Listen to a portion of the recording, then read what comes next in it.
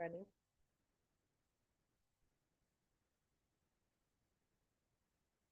Good evening, everyone. I'd like to welcome you to Poughkeepsie City School District's Board of Education meeting of April 22nd, 2025. Today's meeting is an annual BOCES vote, as well as a special meeting to approve our budget this evening. Madam Clerk, can I have a roll call? Dr. Reeser, Ms. Royce Hiron, Present. Mr. Creedon, Present. Ms. Fatima Martinez Santiago. Present.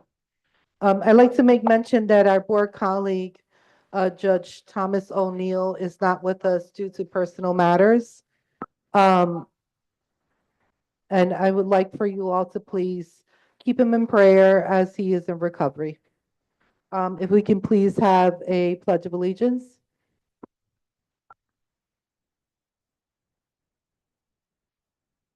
Pledge allegiance to the United States of America, to the republic for which it stands, one nation, under God, indivisible, with liberty and justice for all.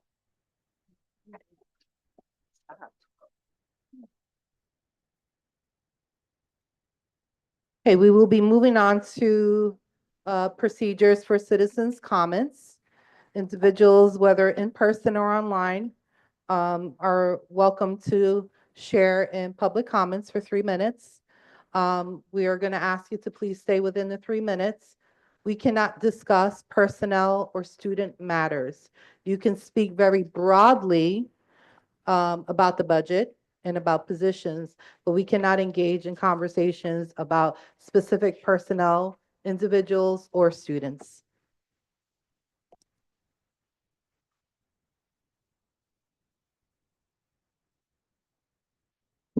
Do we have a list?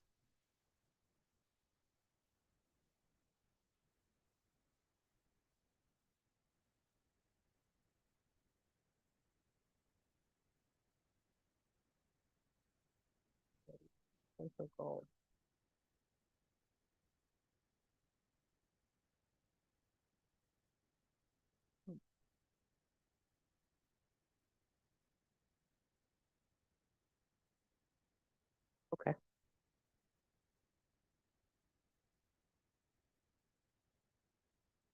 No, it's what on its own.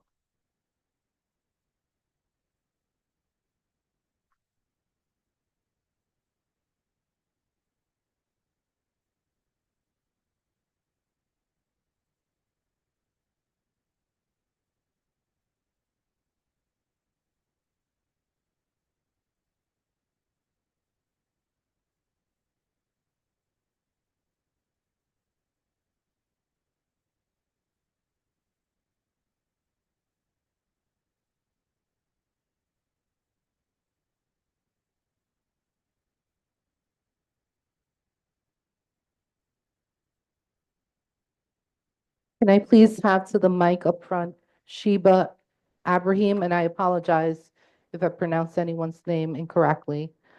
If you could please step forward and share your address.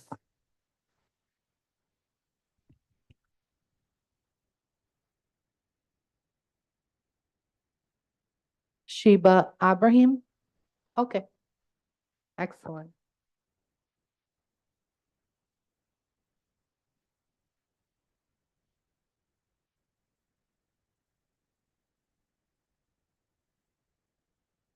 Good evening, Board of Education. My name is Sheba Abraham, and I reside at, can you hear me? I reside at 56 Fountain Place in Poughkeepsie. And I attended several meetings related to the district school renaming initiative. During one of those meetings, specifically the second town hall at Poughkeepsie High School, I recall data being presented regarding Morris School and the proposed name of Sojourner Truth. I believe that the name received support in the range of 20-something%. We know that the administration building was already named Jane Boland, and that she was a native of Poughkeepsie who became a national legend. So selecting for Columbia School did not raise any eyebrows. However, what I've continued to hear throughout the community is a concern and confusion about renaming Clinton Elementary. Many residents who attended the meeting have shared that they do not recall the name Roberto Clemente being among the most frequent mention or mention at all as a top choice. People are not clear on his legacy and his correlation to the school, student, and staff, and the preordinance of the people in the community. And I did attend the meeting, and when I saw the pie chart, what I would like to say, I didn't recognize his name being that much of a percentage. And I really would like to know how this came about of renaming Clinton Elementary School Roberto Clemente. And not only that, I have been in discussion with some of the community, and I had mentioned to them that if the Clinton was going to be renamed, and I realized the significance to maybe the population of the community present in Poughkeepsie. However, it could have been named Arthur Schomburg as well, who is Puerto Rican and Black. So the significance of a name would be there, and everyone would know who he is, since the students do go to Roberto Clemente from Poughkeepsie. I mean, not Roberto Clemente, but they go to the Schomburg to visit once a year. That is taken, and I think CAS, Celebrating the African Spirit, takes them to that research center. This is what I want to stay within my 3 minutes. At the most recent board meeting, I listened closely to councilwomen. I'm sorry, Ms. Ibrahim, I don't want to interrupt you, but your time is up. It is? Yes, Okay. thank you so much for your comments. If I can please have Denise Garrett.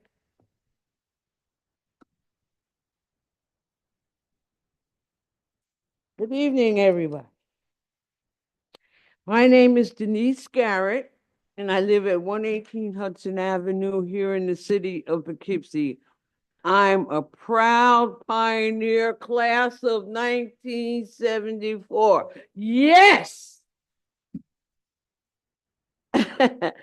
I'm here tonight to ask this board to pause on renaming Clinton Elementary School and let the parents, students, and staff at Clinton have a real say in the process. I've been following the situation closely. I completed the survey. I even picked up the phone and called Dr. Watson directly to ask what's going on. What I don't understand is how this name was chosen. It feels like the naming committee and this board are cramming new names down their throats without real input from the people it affects most. From what I've heard, a lot of Clinton staff, families, and even the principal are not in favor of this name. I can't pronounce it properly, but you all know the name. You all were elected or appointed to serve the public. That means listening to the people, not deciding for us. At the very least, Clinton families and staff deserve a real voice in this process. How would you feel if regular citizens made big decisions about your board or your jobs without asking for your opinion? It wouldn't sit right. And this doesn't sit right with me. This whole process feels wrong, and it needs to be made right. Also, can someone please tell me whether the issue with the central office building has been addressed?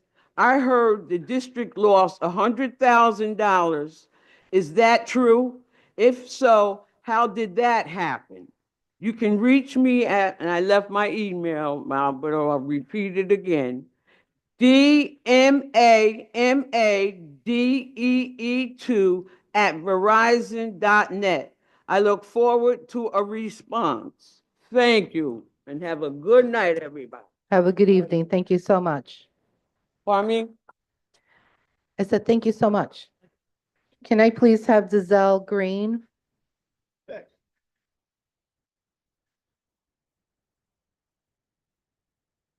Good evening, Board. My name is Azell Green. I live at No, it's not that 43 one. South Clinton Street. And I attended the April the 2nd board meeting and made a direct request on that day, and I have received nothing to this date.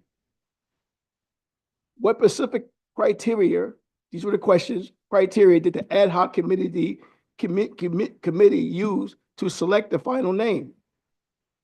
How were the survey results factored into the decision-making process? I asked for a copy of the survey results, specifically the data related to the name Roberto Clemente, and nothing has been provided. I'll just tell you a little bit of something about myself. I retired from the Dutchess County Sheriff's Department after 25 years.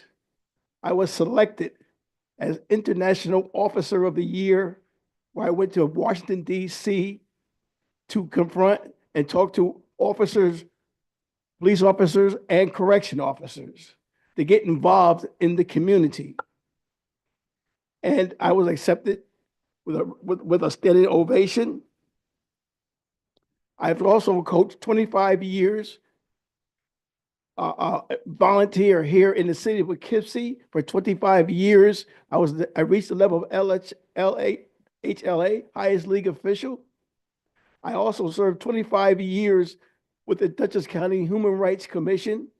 I served as their chair. And I really want to be clear that this board decision to change, please change the name or don't put it in stone that the name is going to be Roberto Clemente. We have heroes, local heroes, right here in the city of Poughkeepsie. If you need a list of those names, I certainly can give them to you. And we have people who have given their blood, sweat, and tears into the fabric of Poughkeepsie. And we pray that you please consider these people. Please listen to this community. Thank you. Thank you, Mr. Green. Can I please have Jacqueline Roman?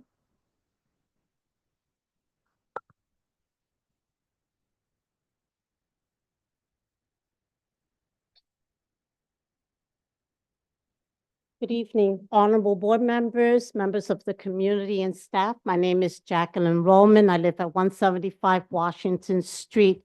I'm a former board member of the City of Poughkeepsie School District, so I really know how all this works, the good, the ugly, and the bad. Unfortunately, I'm here today to support one of our members. I will not say her name, written in it's on the board docs, so everybody knows why I am here. Because this is personal. It's personal to every student in the school district. It's personal for our parents, our teachers, everybody involved. It's personal when you're attacking the community engagement empowerment center, okay? Especially the leader of it, which personally, she should have been a deputy superintendent 8, 9 years ago when she held that certification. But now she could be our next superintendent. I know she will have my support if she ever decides to go for it. But it's unfair what you're trying to do to her. We have to keep our circle closed to the people, the one that have served this community all their lives, from walking down that aisle in Poughkeepsie High School to coming to where they are right here, right now. Just like Natasha Brown, just like Doron Wilson, Felicia Chanella. There are hundreds of them that have been putting in, like the man said, blood, sweat, and tears. I didn't know about the name changing. I heard rumors about it, but all I got to do is go to the supermarket, and I found out everything. So here I am, Easter weekend, trying to get my thoughts together. But I did put it in writing, what I could put together. I sent you an email. I stand by those words. I stand by Ms. Cherry, who has done so much. And any overlook on her for her position is just wrong. We had an old gentleman used to come in this board meeting all the time. He used to say one sentence, and if you knew Gus, you knew what that was, right? The fish rots from the head down. Remember, the school board, you don't work for the superintendent. The superintendent works for you, and the school board works for the people that voted to put you in office. Thank you for your time. I will remind the public that we cannot discuss personnel matters. If we could please have Jeremy Lee.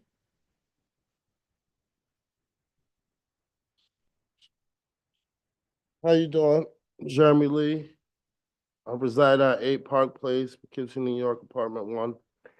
I'm just here on behalf of a friend, family member who I met about 3 years We ago. cannot have discussions about personnel matters. Okay, You can wow. talk about a position, you can talk about activities, but we cannot direct it to a personnel matter. Okay, wow. From being here and being in Poughkeepsie for 36 years, and this is my first board meeting, I heard it's a school change, and I heard one of the names, and I don't even know who that person is.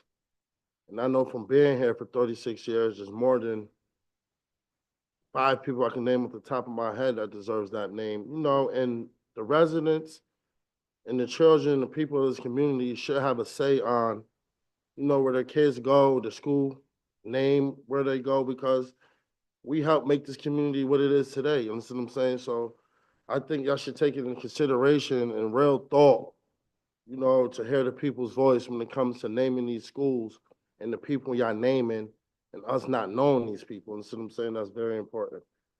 Let's just have a good night. Thank you. Can I please have Auntie James to the mic?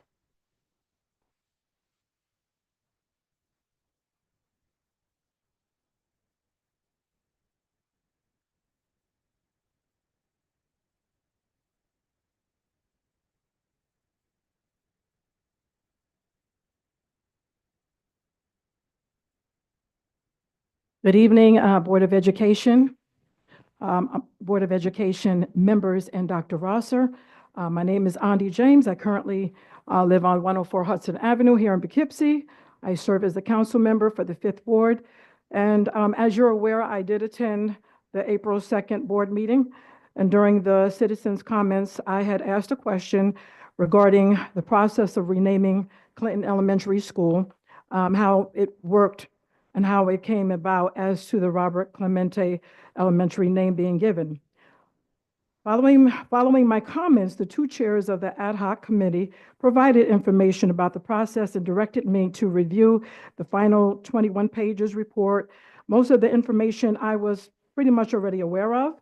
I didn't have a chance to come back to the microphone, obviously, that evening and clarify what I was asking. I am aware that the town hall meetings and board discussions took place regarding the renaming process.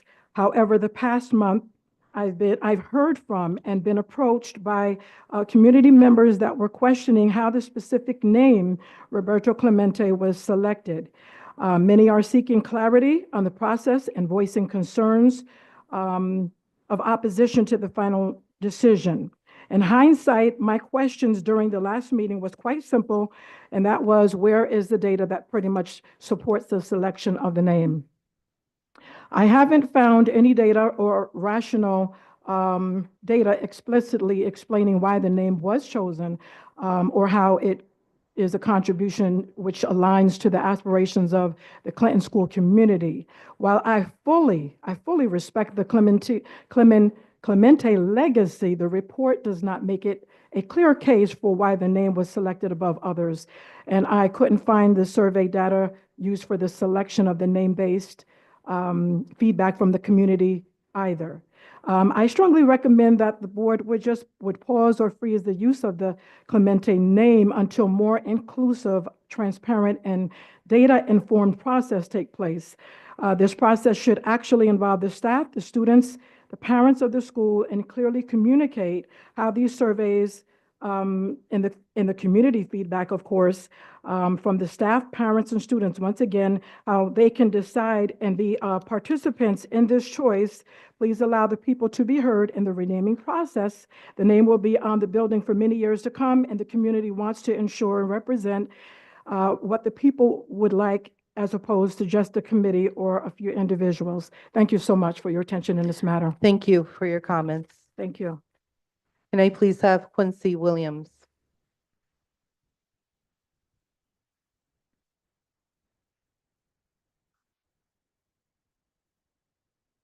Hello, everybody. Quincy Williams, lifelong resident, City of Poughkeepsie, youth advocate, community volunteer.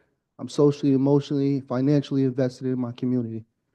I have some concerns about the budget that I've seen that just recently came out, and it's set to be geared to be passed possibly today.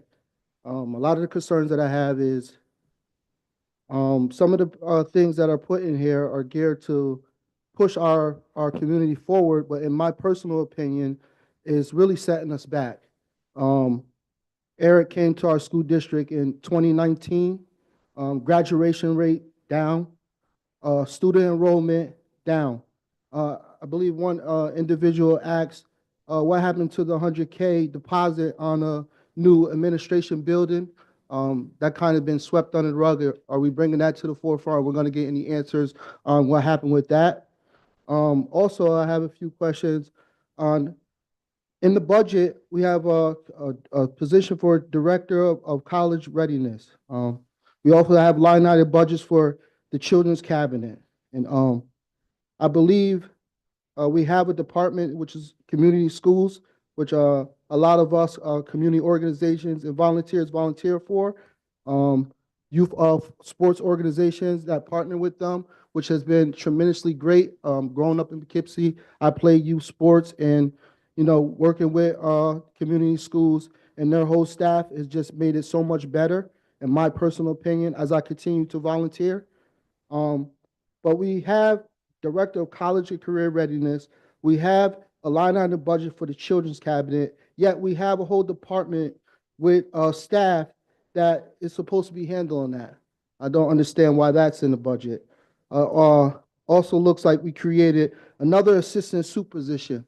Why do we need any more assistant superintendents? That's another question I know you can't answer, just some of my concerns. Also looks like we created another HR position, but I believe we just hired an HR person. We need another one.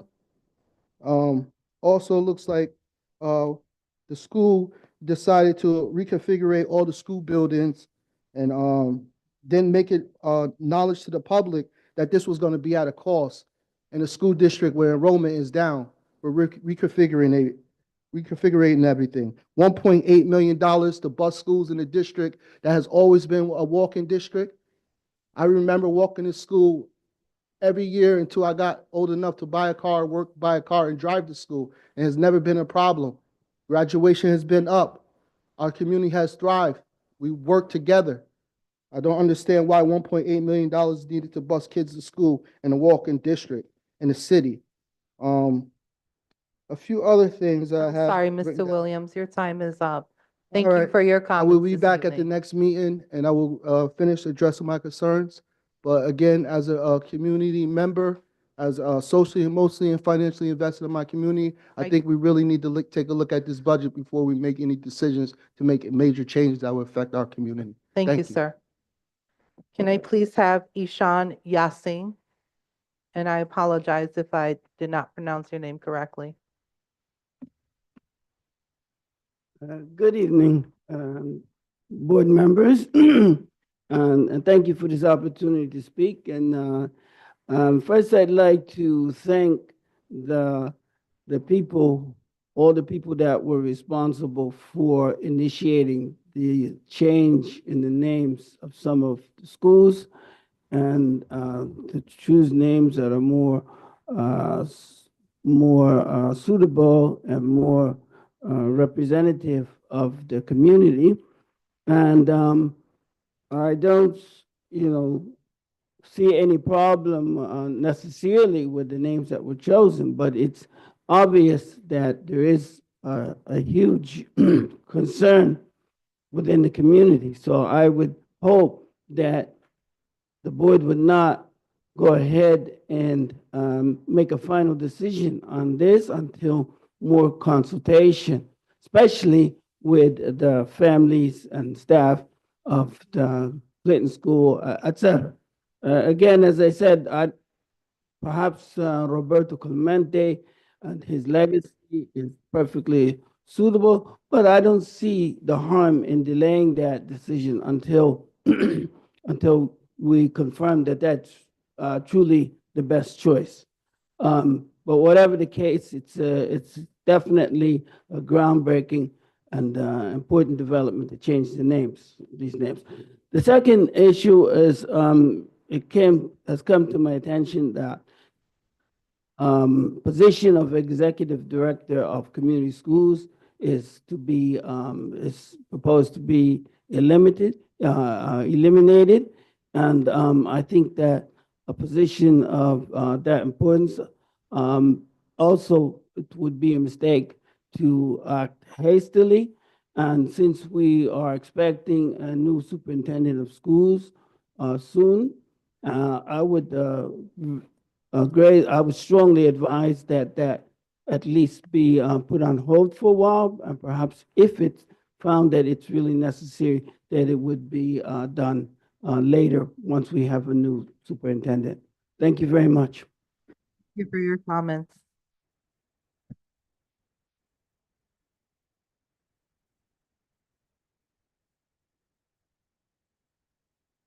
Okay, I am now looking online to see if there are any participants online that wish to make public comments. Please raise your hand if you want to make a public comment online.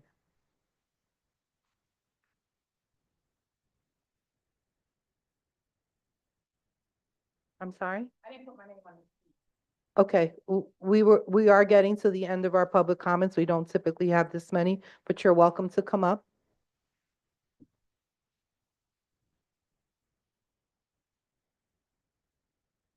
Tamoya Norwood, resident of 5 Forbes. Reviewing the budget, Resolution 8.5 concerns me. With the cuts to this budget, it will affect our community as a whole. As a parent, an advocate, a homeowner, and a community leader, I work closely with some of those mentioned in this resolution. The executive directors, the bridge between the community and the district. We definitely need to keep this bridge because the community and the district need to continue to build strong gaps. This is someone who is unwavering and committed to our community. And our children, including my children, I have a 20-year-old that graduated, and I also have an 11-year-old in the district. We need to keep those that come from this district, that lived in this district, that walked the streets of this district to sit here and show our students, including my children, that they can be someone. Not every kid have that opportunity to see someone that used to live in their neighborhood become directors, principals, teachers.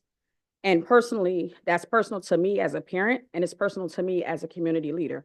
And before we make cuts, it should be thought upon what brought this position to where it's at. It should be thought upon who's going to be looking at this in the future.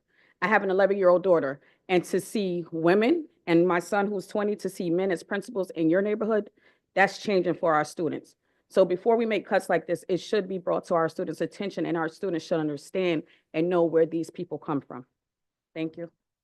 Thank you.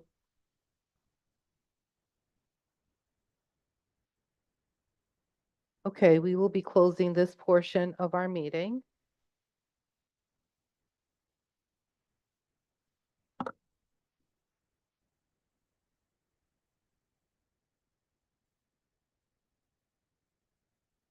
I will turn it over to you, Dr. Rosser. Thank you very much. We have the wonderful opportunity to present our draft. Okay, thank you, Madam Clerk.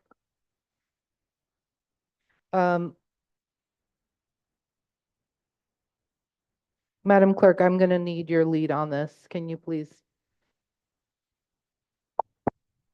Okay, the first one, 6.1 is the motion for the administrative budget.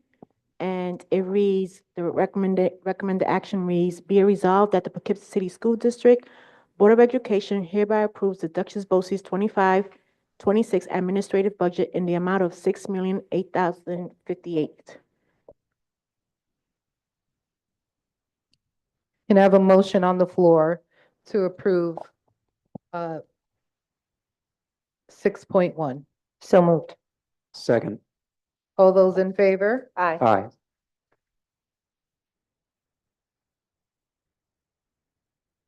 Would you like to open it up for discussion? Okay, so we will not, we need to pause on our vote. Okay.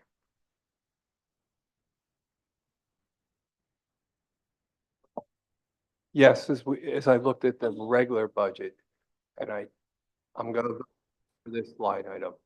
BOCES appears so many times in so many spots in the budget. It's unreadable. I'm only asking, since we're approving this, can we just have that summarized with the ordered list? the I whole think line item. I recall we had a meeting related to the BOCES budget. Did you want something in addition to that? The BOCES budget did not go have our budget view. It was Okay. their budget view. If you go That's through fair. our line items, Mhm, we have, am I right? mhm. Multiple line items throughout the budgets that's called BOCES.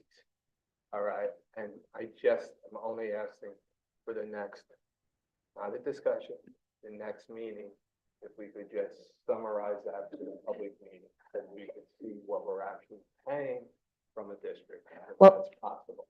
I'm sorry, Is that- VP I'm Creed. done. I actually have questions in regards to that when we get to that space on the budget. I have multiple questions about line items that I saw, excuse me, to that end.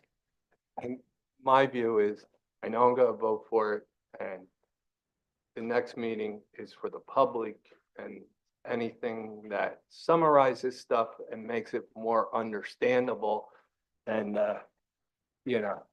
than the 35 pages where there's a big allocation for it, like BOCES. Maybe some of those summaries would help the community understand how we're spending the money. Madam President, correct me if I'm wrong. What we're about to vote on for this resolution is from the presentation that we received from BOCES, correct? Not So the we are voting itemized for, items. we're voting for their administrative budget. Now, Letters, not the itemized lines, correct? That's what it is. Yes. So this has nothing to do with separate- our budget. Two It's separate. two separate things. I was This is the, interjecting the yeah. request. this is the administrative budget that needs to be voted on. Is there a motion, Madam President? can I please have a motion? So moved. Second. All those in favor? Aye. Motion carries. Madam Clerk, can we move to our 6.2?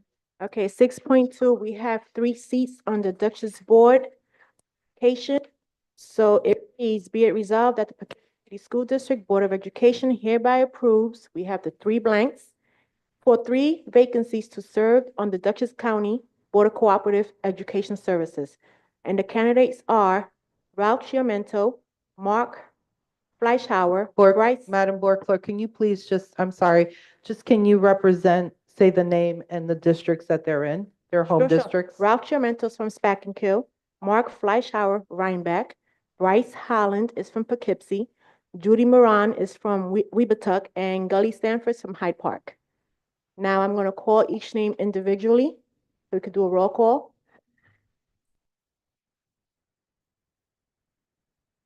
Okay, Ralph Chiamento, Dr. Reeser, Yes. Ms. Royce Hidong, Yes. Mr. Creedon, Yes. and Ms. Martina Santiago. Yes. For Mark Fleischhauer, Dr. Reeser, No. Mr. Creedon. Ms. Royce Hill, I'm sorry. No. Mr. Creedon. No. And Ms. Martina Santiago. No. Okay, Bryce Holland, Dr. Reeser. Yes.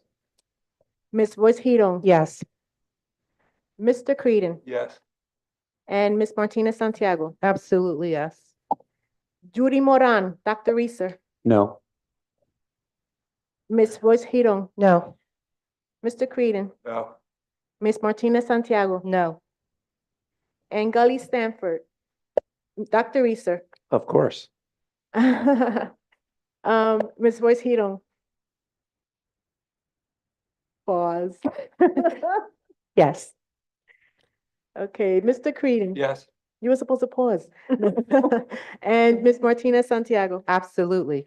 Okay, motion passes. Wait, Well, I mean- did we do that part? Motion does carry because we all Okay, voted. okay. So we have Ralph Sciamento, Bryce Holland, and Gully Stanford at the Poughkeepsie City School. Congratulations.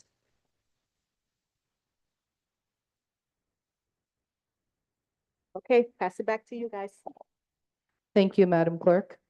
Dr. Rosser? So thank you very much. We have a wonderful opportunity to present our proposed 25-26 budget to the board this evening with the hopes that the budget that we propose will be adopted at tonight's meeting. There's been a lot of time and effort to budget to make sure that those things that we hold very dear and valuable to the school district, which is our children, are going to be continuously supported through the upcoming year. Our budget philosophy is that this is an investment plan constructed to support the district's mission and vision. The following presentation that will be provided by myself, Ms. Lakai, who is the acting assistant superintendent for business, Mr. Mott, who is the interim acting superintendent, and myself, provides an understanding of how we're aligning student success and physical planning into this budget. The proposed FY 25-26 budget represents a physical plan aligned to the Poughkeepsie City School District's efforts to sustain and enhance student progress as we prepare all students to embark on individual paths of success in a globally diverse community. This proposed budget reflects our focus on equity and opportunity for all students.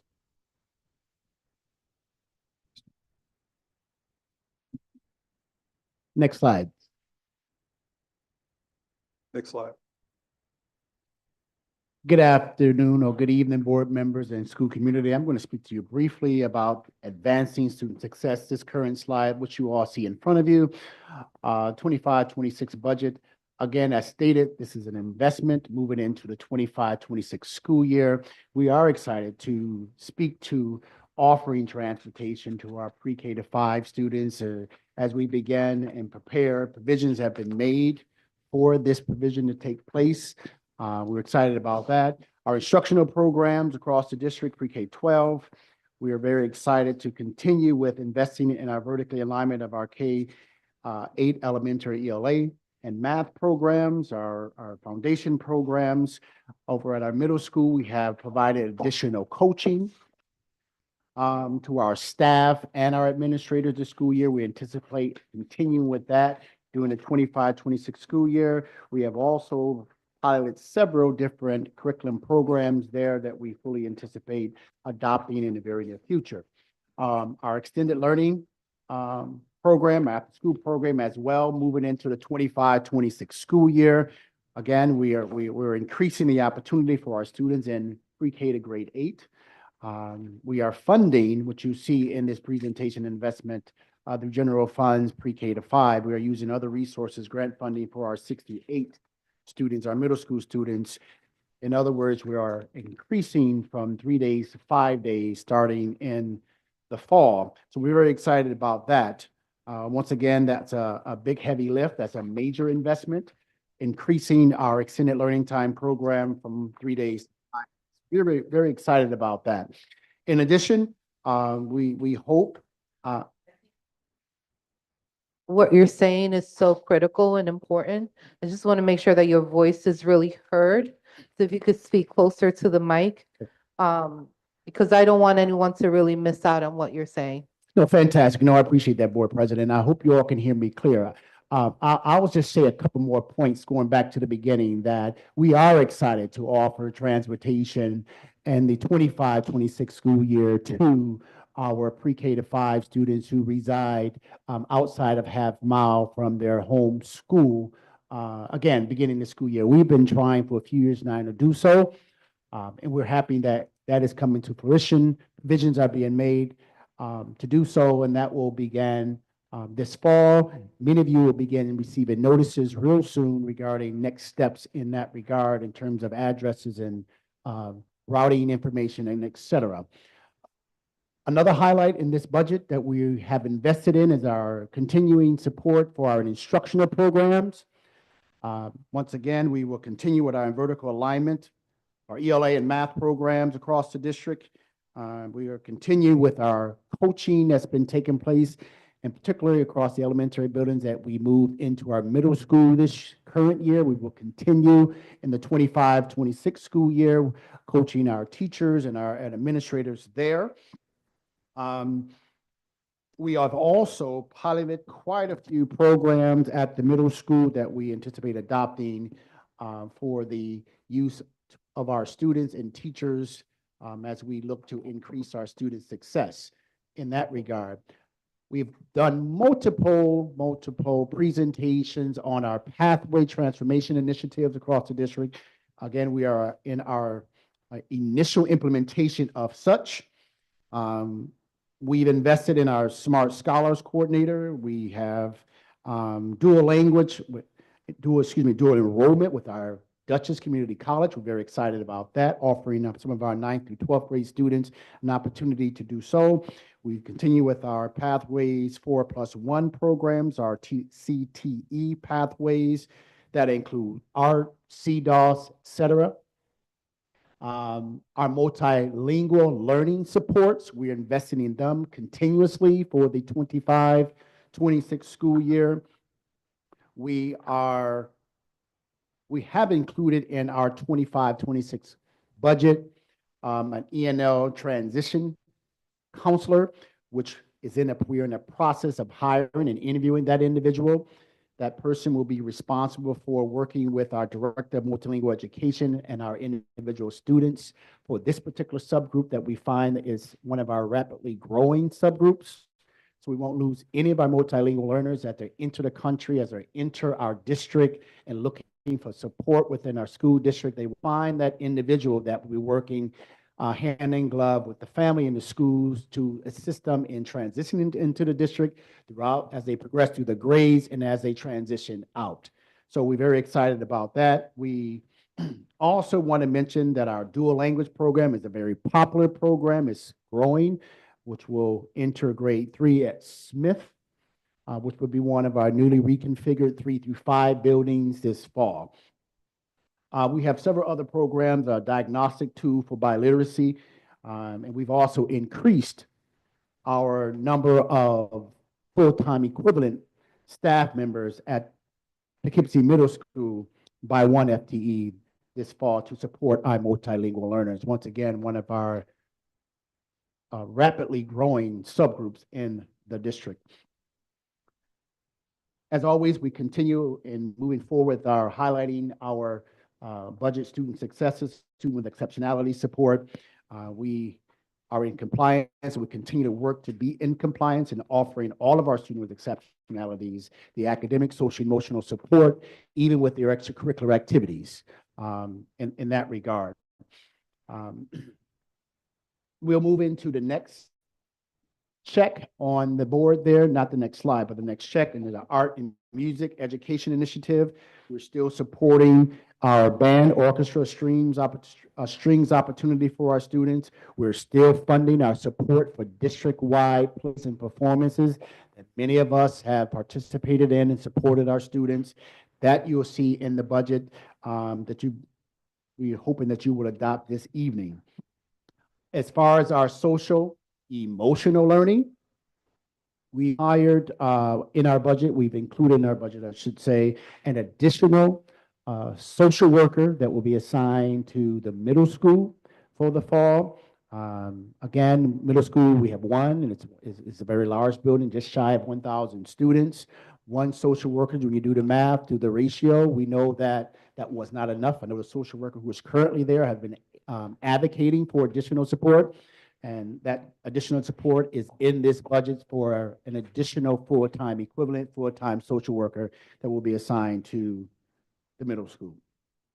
Our community schools initiative, of course, we're going to increase our partnerships. One of them in particular, our City Connects program, we're going to expand that. Currently, it's at our Early Learning Center. We're going to expand that to 2 building locations in the fall. And we also going to try to increase our partnerships with our Poughkeepsie Children's Cabinet and with our positive youth development resources that you will see also allotted in the school budget. Teacher and leader professional learning. We're working very hard to identify avenues for our teachers to become, for example, bilingual extensions.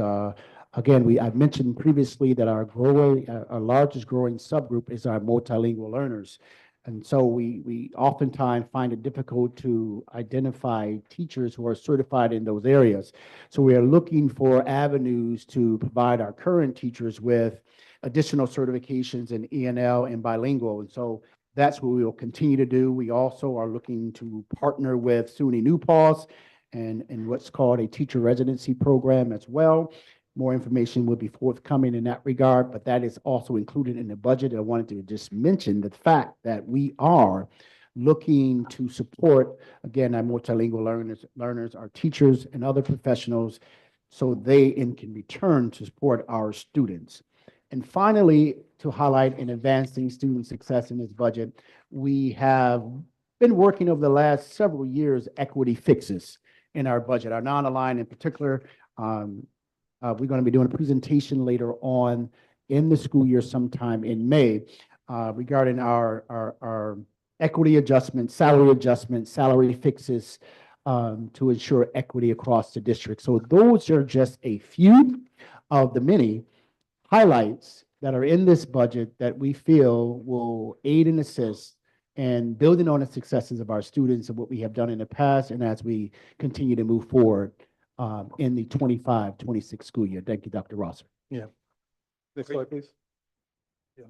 Are you taking a break before you go to the next page? Dr. Rosser is going to take that next slide. We are going to tag team this presentation, so you're going to hear from myself, Dr. Rosser, and Ms. Lakai.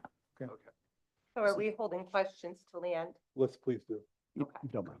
Yeah. So as you heard, there's a number of different things that we're doing to steadily increase opportunities for not only our students, but our staff members as well. A few additional highlights that I would like to make is that we're extending our dual language program, pre-K through 3rd grade for the next year. We will continue to do this in subsequent budgets all the way to 5th grade until they get to middle school. We're expanding our pre-K program. We have expanded our pre-K program immensely since 2019, providing additional seats for those individuals who are pre-K age, who don't currently have a program, a meaningful academic program that they can attend. So we're expanding internally an extra classroom as a part of our reconfiguration. We're expanding our pre-K through 8th academic supports. There's additional funding in the budget to support student field trips, a writing program. I want to emphasize the work that we're doing with advancing the pathway transformation work. We have courses aligned to students who may be interested in early childhood, courses aligned to students who may be interested in the field of criminal justice, courses aligned to students who may be interested in aviation. As Mr. Mott indicated, as a part of our budget, we pay as a school district the tuition to cover students' dual enrollment courses, meaning that students, while they're in high school, they receive high school credit as well as college credit at DCC that can be used at other collegiate institutions here in our school district. The Board of Education made a commitment several years ago to do this as a result of our commitment to making sure that students have viable college and career opportunities. Other school districts, many of the school districts in surrounding areas require their parents and their students to pay for the tuition. We're increasing our BOCES career technical education student slots. We've been increasing the slots over the last several years, and we're going to continue to make the investment in those students who may not want to transition into a post-secondary collegiate institution by providing them with training, opportunities to learn a trade while still in high school. We're increasing our Smart Scholar program. We're the only school district in the state of New York that has a Smart Scholar program that's focused on the arts. And we are making additional investments and making sure that those students who are interested in the arts have the ability, in partnership with DCC, to participate in the program. And in a very unique partnership between the school district, Dutchess Community College, BOCES, and Wappinger School, we will be increasing the number of students who are in the P-TECH program. Mr. Mott mentioned that under the Student Support Program, we are expanding our social work services and supports to students at PMS. And I want to also indicate that we had a grant that expires this year where we funded 2 social emotional counselors who have been doing great work at the high school and the middle school. Instead of cutting them from the budget because we had no more funding under the grant, we've actually placed them into the general funds so that our students can continue to benefit from the services of those great school counselors who serve as social emotional counselors. We're always looking to expand extracurricular programming for our students. As Mr. Mott indicated, we are expanding extended learning opportunities for students pre-K through 5th grade. We will not only have programming in the evening after school, but we will also have programming in the morning for our youngest learners in the school district. In addition to that, we will be starting a marching band, and we will also be starting a robotics club as a part of this budget. There are going to be facility upgrades, as everyone is familiar with the things that have been happening over the past several years with our capital improvement project. We're going to continue to make those improvements so that not only our children have 21st century learning environments that they can learn in, but that our staff members are protected in well-maintained, well-heated facilities. We have embarked on a cafeteria upgrade project. We have upgraded the high school cafeteria. So those of you who are pioneers, you bleed blue, who went to the high school, when you get an opportunity, please make sure that you go over to the high school and see how we transformed that cafeteria. The cafeteria no longer looks institutional as many cafeterias look in school districts. The cafeteria is a very warm, accepting place that serves nutritious meals to our students. We will be expanding that project to also include Krieger and Sojourner Truth for this upcoming school year. And then lastly, we're going to be doing continuing investments in our facilities and maintenance, making sure that our CSEA, our maintenance and facilities crew, have the up-to-date equipment and supplies needed in order to make sure that these buildings stay in good condition and that we continue to maintain them based upon the over $150 million capital project that we have in place.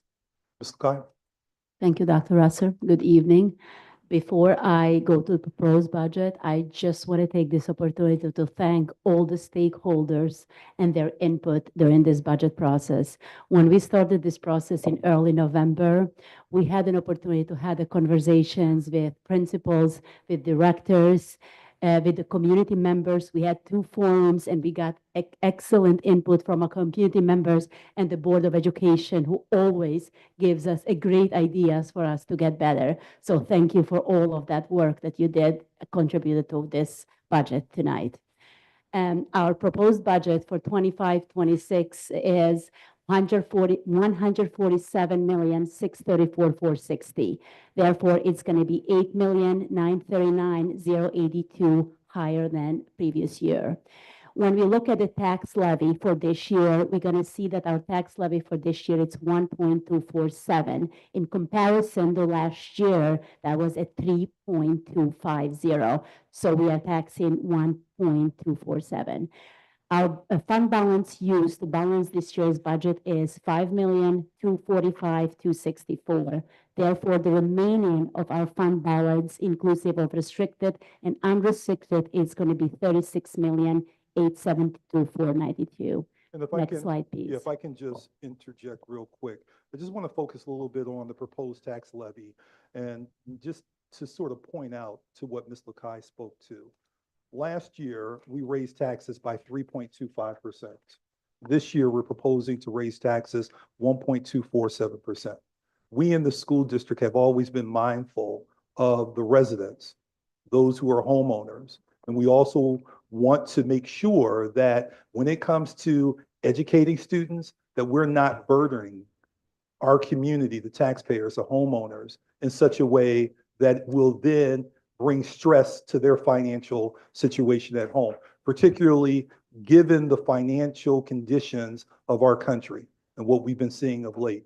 So we've been very mindful when we construct our budget to make sure that not only are we doing right by children, but we are also doing right by taxpayers who may not even have children in the school district. So I wanted to point that out. Thank you, Dr. Russer. Next. As you can see, the major budget increases this year are for extended learning K-5. We increase in that by 1,865,074. Therefore, all our students will have an opportunity to have extended learning from 3 days to 5 days. You're not seeing in this budget for the middle school because that's being funded from the federal grant. Transportation increase from pre-K to 5 at 1,800,000. And if I can, let me just say something real quick, and my apologies for stepping in, but some of these things, as board president spoke to, are deserve additional context. So, school district, the Poughkeepsie City School, in existence for 182 years. When I came on board in 2019, one of the things that I heard resoundingly from parents is that if you can create opportunities for our children to be able to have busing in this school district, our children will be safer, given that unfortunately our community has some issues when it comes to violence, mental health. Parents indicated that by not having transportation, it creates a burden on them many times. I've met with parents who may work in Rockland County. They leave early in the morning. They pay for individuals to transport their children back and forth to school because they're not here when their children have to go to school, or their siblings. We have situations where we have high school students who, unfortunately, given the fact that they are sort of taking on additional roles and responsibilities that we as adults normally would take, have to make sure that their little younger brother sibling has to get to school. We have high school students who are walking all the way across the city to get their children, get their siblings to school, and then they go to school. And many times they show up to school late, missing classes, therefore not succeeding as we would like them to. So this transportation piece is huge. There are many members of this audience, there are members of this board who have children, who have had children in the district, who have had the responsibility of transporting their children to school. With this budget, we are eliminating that issue that has been a decades-long issue here in the city of Poughkeepsie. And this is monumental. This is going to be a game changer for a number of different reasons. It's going to help families out financially because no longer will they need to come out of their pocket to worry about an Uber to pick their child up from school, from home, just to get them to school and vice versa. It will eliminate a number of different things that many of our families have been subjected to. And as we were going through the process of the reconfiguration of our elementary schools, this was one of the number one items that parents spoke to, that if we can make this change, then they will most certainly feel supported as parents and as true partners in this work to meet the needs of children. Ms. Lakai? Thank you, Dr. Rosser. You don't mind if I chime in as well, Dr. Rosser. So yes, this was a 2-year reconfiguration process to underscore the emphasis from the task force, from parents, community members, for providing transportation to our elementary students. One of the reasons why it took us 2 years, we did find a way to offer it through our child safety zone study.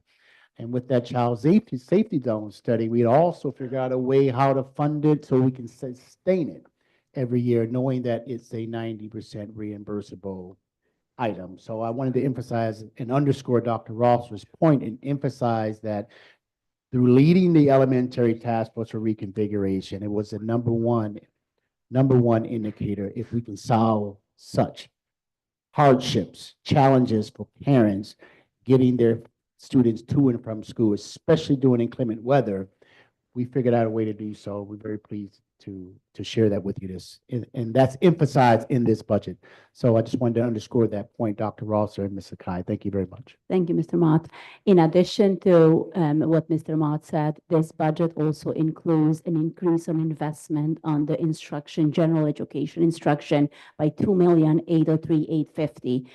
Another area that we focused on investments are health services at $831,614 and pupil personnel services at $528,284, in addition to many other investments that you're going to see in the line-by-line budget.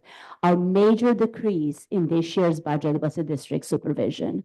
Next, please. Yeah, let me just comment real quick, and let me just speak a little bit about this, because many of you are here today not really understanding the complexity of school budgeting. I would love if we were to have some type of money press in the basement where we can just make money and just pay for everything, and that we can provide our children with more and more and more. And if you look at our budgets over the last several years, we are providing our children with more and more and more. I spoke earlier about the economy and how the economy has changed a lot since COVID. Our operating expenses have increased immensely, whereas our foundation aid, which is the money that we receive from the state to be able to operate our schools, has not increased at the same rate. We are slated to receive only 2% above what we received last year, where if you look at the big budget book that's released in January, you will see other school districts receiving well more than 2%. We have been fighting. We have been asking questions of our local delegation, who have been coming back with responses and who have been advocating for us in Albany to receive more money. I will share with you with saddened heart that in my conversation with Assemblymember Jacobson this afternoon, he shared with me, unfortunately, that we're only going to receive 2%. We're not going to receive anything additional to what the governor originally released in January, which means that we have to make some tough decisions in here. We recognize that there's a lot of people who have given their blood, sweat, and tears to the Poughkeepsie City School District. And there are going to be people who give blood, sweat, and tears to the Poughkeepsie City. We have the opportunity to make sure that all of us as adults in this room are supporting our children's futures. The investments we make today into our children will yield what type of community we have here in Poughkeepsie in the next 5, 10, 15, 20, 30, 40, 50, 100 years. We are making decisions today that not only impact today, but they will impact tomorrow as well. Thank you, Dr. Rosser. Next slide, please. This slide shows our three-part budget. As you can see in this slide, most of our budget goes toward the programs. So 82% of our budget is geared toward the programs, 121,482,711. We are spending 10 million on capital, 14,710,956, and we are spending 8% only on administration, which is 11,447,93. Next slide, please. Our mandated impacts. These are our expenses that we are mandated to fund. So our charter school is one of them, and we are expecting to fund 3,511,601. The next one is our health insurance. We anticipating 7% increase on our insurance for next year, which is going to bring us to 23,997,356. Our other employee benefits, such as Social Security, TRS, ERS, and others, are going to come down to 11,988,761. Our obligations to community schools through a portion of foundation aid on the general fund, it's going to be 2,262,068. In addition to that, we are funding another 725,000 for health insurance. Therefore, our investment in community schools, it's going to be 2,987,068 in 25-26, which is higher than it was in 24-25. Next slide, please.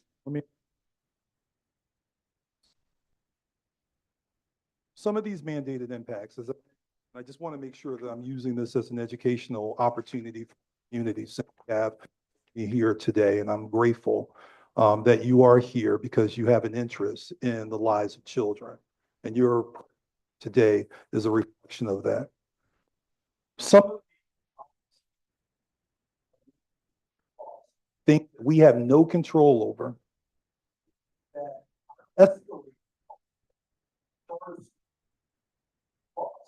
There's no control over how or what the state sets as the tuition for charter schools here. Given the fact that a charter school to grow, we continue to pay more and more money to support the operations of the charter school through the charter school legislation. I encourage to learn more about the charter school legislation. And if you don't think it's fair to advocate, there is a no longer issue to the charter school model. And I'm not saying I'm against charter schools. I'm for any school that supports the learning of children, but the way school, particularly small school districts such as Poughkeepsie, are burdened with the costs for funding a charter school when the state can most certainly provide the funding, in my opinion, directly to the charter school. Each year, as Ms. LaCoste do, our health 7% for this upcoming $1 million. That is going to be $24 million that's to go to the health insurance staff members. I don't have a problem with that because good people need to be compensated fairly with good health benefits. But it is a cost to the district. And once again, we don't have a money tree and we don't have a printing money press in the basement to be able to print money up. We're highly dependent upon state foundation aid, federal aid, and then local taxes. And as I spoke to earlier, we've been very mindful and considerate of our tax base here, and we've been very deliberate in making sure that we are not taxing our community in the way that other communities are being taxed by their school districts, because we have challenges when it comes to financial standing within the city of Poughkeepsie. Other employee benefits.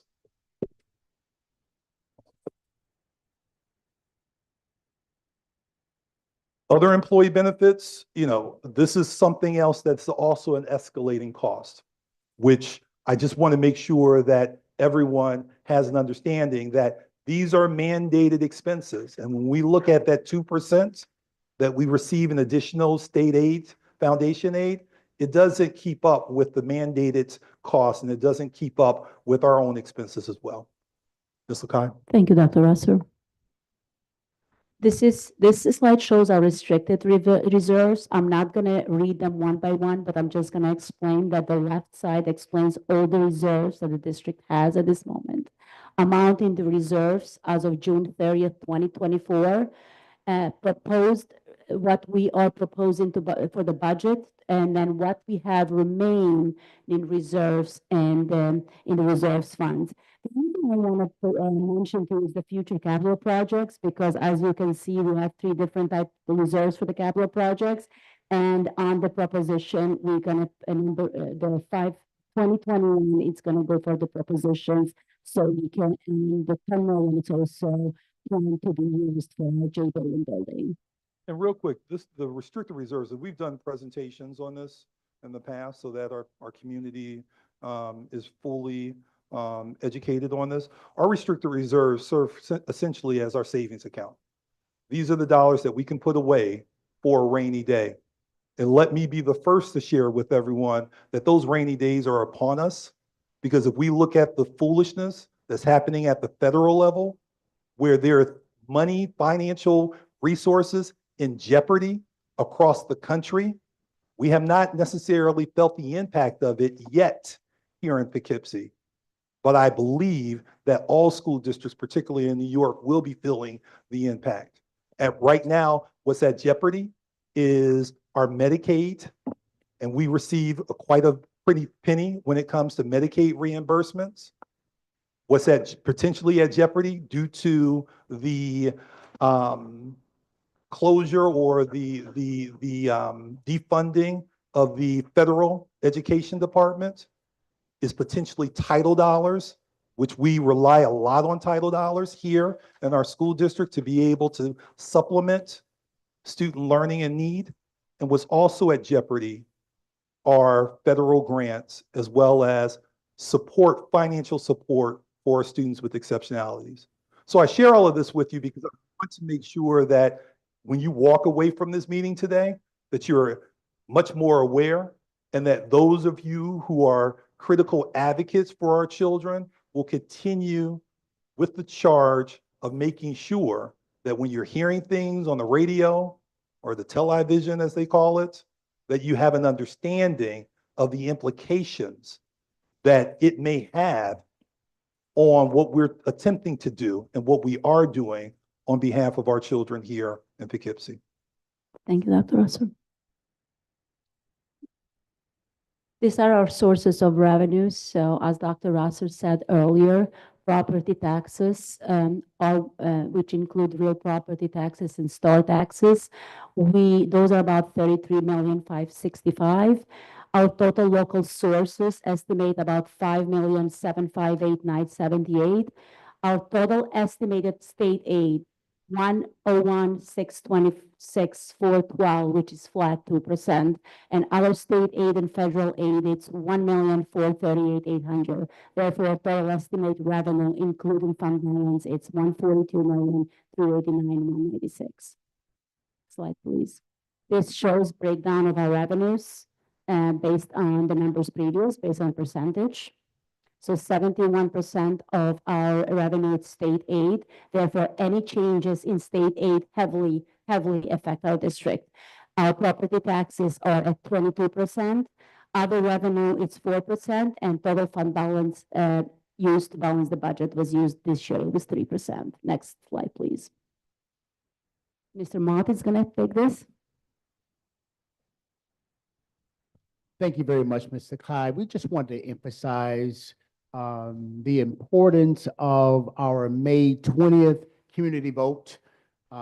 You've heard tonight regarding the highlights. You heard tonight about our mandated expenses and how those mandated expenses are often increasing and out of our control. You heard from Ms. Lakai in reference to our revenue sources that lead us to our ballot information. We have 4 propositions, one being the budget itself, Proposition 2, which we are very excited about, and which we have already emphasized how going through the task force with parents, community members alike have emphasized if we can accomplish, please do so. And Proposition 2 speaks to that in our transportation offering to our pre-K to 5 students. Proposition number 3, as a result of child safety zones, we're able to offer transportation. So we need you to support us in voting for Proposition number 3. And finally, number 4 is our $5 million capital reserve expenditure that would be slated for this building here, the Jane Bolin building. So just wanted to emphasize to our school community, we want to thank you again for all of your support across the years. And this year is just as important as the previous years. And so we're looking forward to you getting out, getting your friends, your family members out on the 20th to support this budget. Thank you, Mr. Mott. Next slide, please. So what are the next steps? Today, hopefully we adopted the budget. On Wednesday, May 7th, we're going to have the budget hearing in this room at 6 p.m. And on Tuesday, May 20th, board election and school budget vote. This is, we're going to be taking questions, but before that, again, we want to thank you all for your input, for your support, and for supporting the children of Poughkeepsie. And before we take questions, I do want to sort of highlight a few different things that are going to take place over the next several days. In the event that the Board of Education does adopt our budget this evening, we will be publishing a community guide to our budget that speaks to many of the things that we presented. And it will also provide some additional information that the board and myself and the staff members are going to be discussing as it relates to the line-by-line items of the budget. So this is more of a friendly community guide that we publish and that we get out to our community. It's made available in every school. We also, I believe you mentioned this morning that you're working to make available in the libraries as well. Yeah, in the next 3 days, we're going to work to make sure each building has a copies of this. We're going to try to distribute in the local libraries as well. And also we're going to post them in the district website. So this is something that's coming as well. What's critically important as well that I would like to see everybody return for is the budget hearing that will take place on May 7th, where we will then do another presentation based upon additional feedback that we may receive from the board, additional information that we might receive from New York State as it relates to our budget. I will share with you, as many of you probably are fully aware, that the state has a law in place where the state has to enact a budget by April 1st. Today is April 22nd, which means that they're far behind. And in my conversations with Assemblymember Jacobson, he gave me the impression he truly believes, even though he doesn't control everything, that they will have things ready to begin voting next week. So it gives us a little bit more of an understanding, but what I shared with you earlier, he indicated that our financial funding from the state ed department is not going to change based upon what we received in January, which is what we have based our proposed budget on. So with that being said. Correction on the budget hearing time. It's at 6:30, not 6 o'clock. Okay? Thank you. You're welcome. Thank you.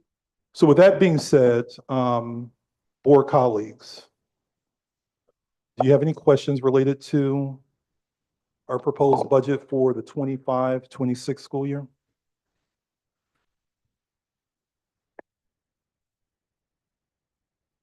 So good evening, everyone. Thank you for coming out. Thank you for those who presented. Spent a lot of time going line by line over the last couple weeks. So I'm going to ask for some patience because I have quite a few questions. Okay, and I did my best to have the line code, page number, all of it, so it can be very fluid. And then I have some additional questions based on some of the things that were presented this evening. So just, again, I thank everybody for their patience. I'm going to kind of skip 8 pages and first go to page 9, line code 2110.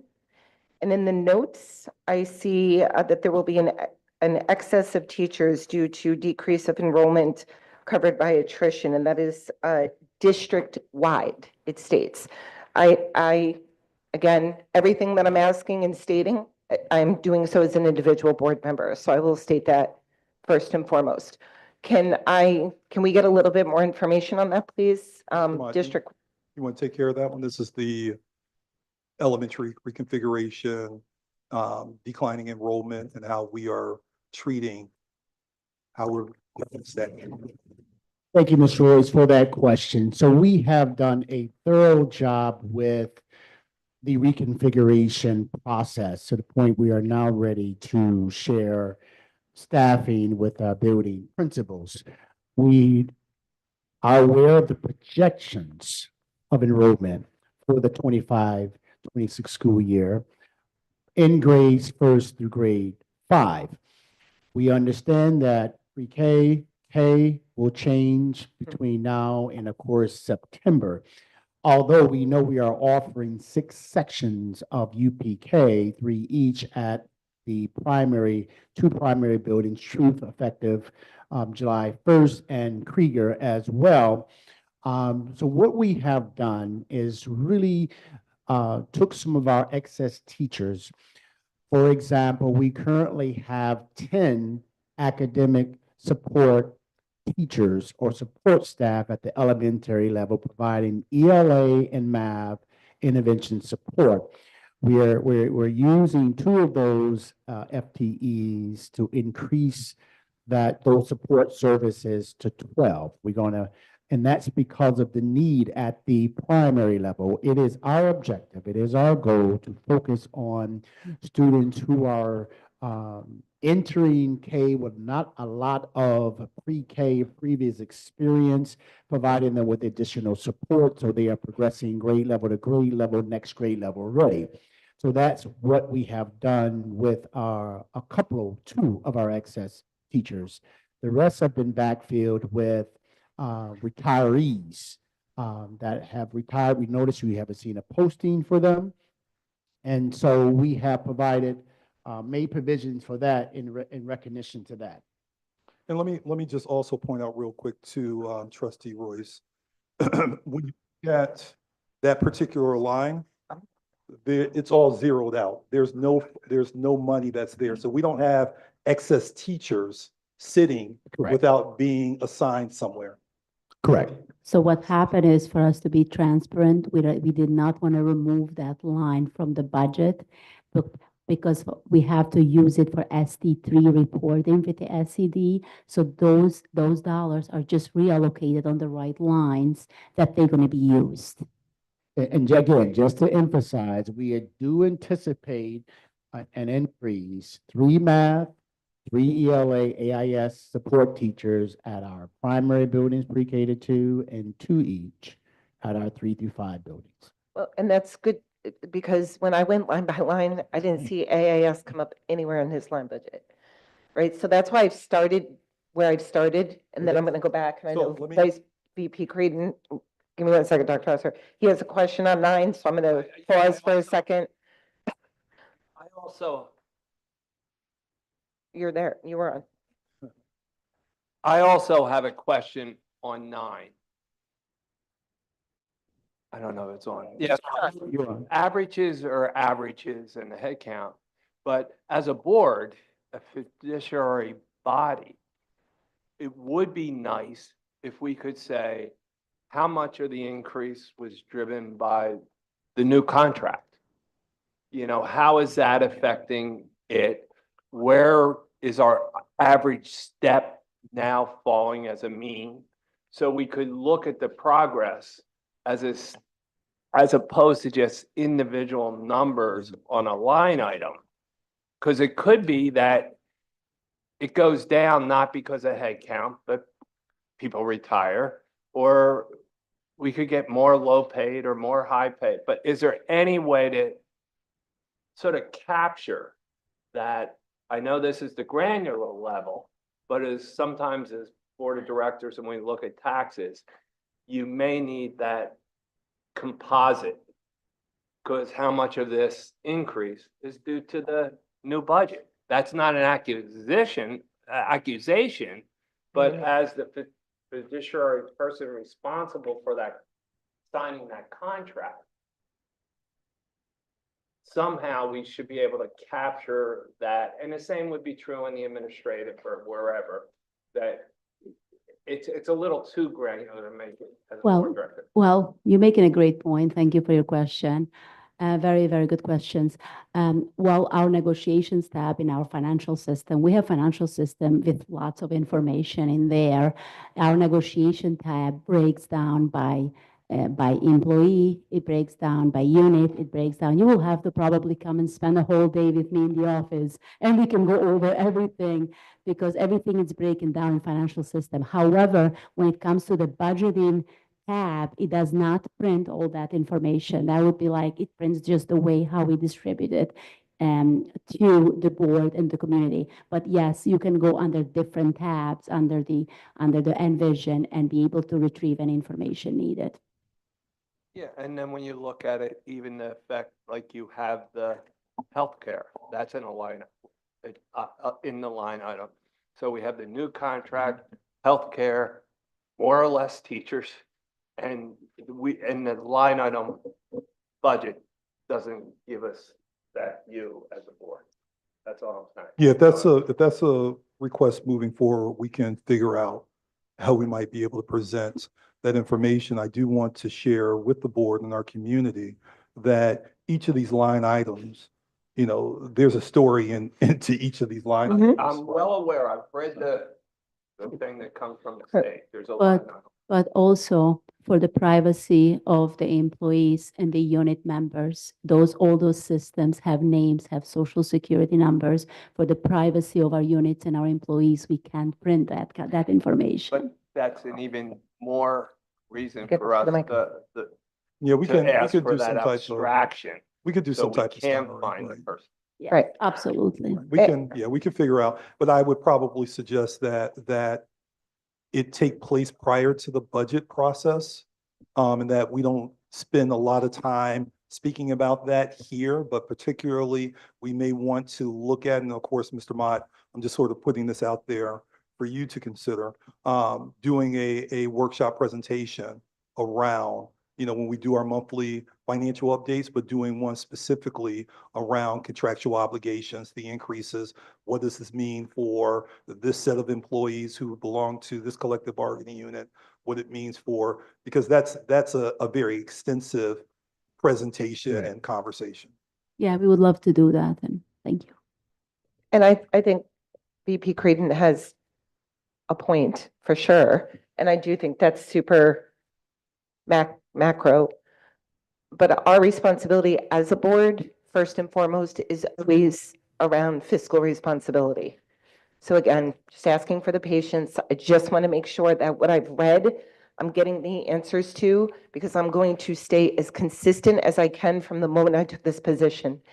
Every decision needs to be student-centered, right? And so if every line has a story, I want to turn the page and hear the story, because I need to know as an individual board member that we're making the fiscal decisions for children, right? So I appreciate about the accessing, because for me, we should be accessing, like truly, with our data and our graduation rate and our dropout rate. We got extra teachers, we gonna find a space for them, because in my dream school, there should be collaborative teaching in every single classroom from AP on down. When you got two experts to be able to move the work with children and truly be 21st century learning, if we had the budget, right? Which is why I want to continue with these questions. So I'm going to take us. Hold on. Yeah. I just have a clarifying question. I totally Yes. agree with the point you just made though, Trustee Royce. Right on. If the more teachers we can have in the classrooms, the better our kids will do, I guarantee you.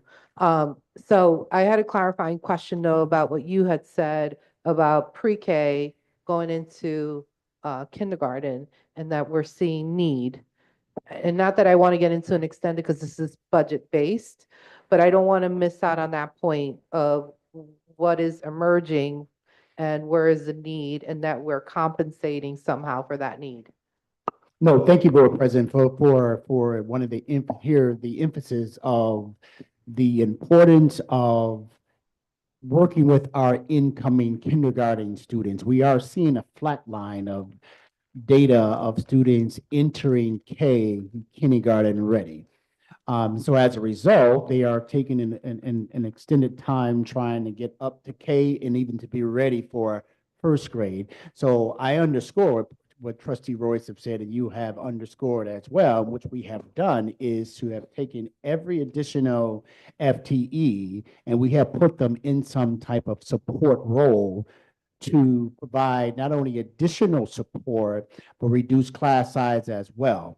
And our semester schedules have reflected that. We are also looking to support before and after school, every avenue we can to emphasize and accelerate learning for our earliest learner we're going to do and are planning to do, which is one of the reasons why we have reconfigured our elementary schools, because now we do now have 4 years, I know I said that twice, 4 years to work with students and compared to 1 year at the ELC if they enter at the K level and then have to transition one of our grades 1 to 5th grade buildings. So this overall is a good approach, and I appreciate you understanding that we are putting more boots on the ground, as you would say, Ms. Royce. Well, truth be told, I was the single board member who voted no to the reconfig.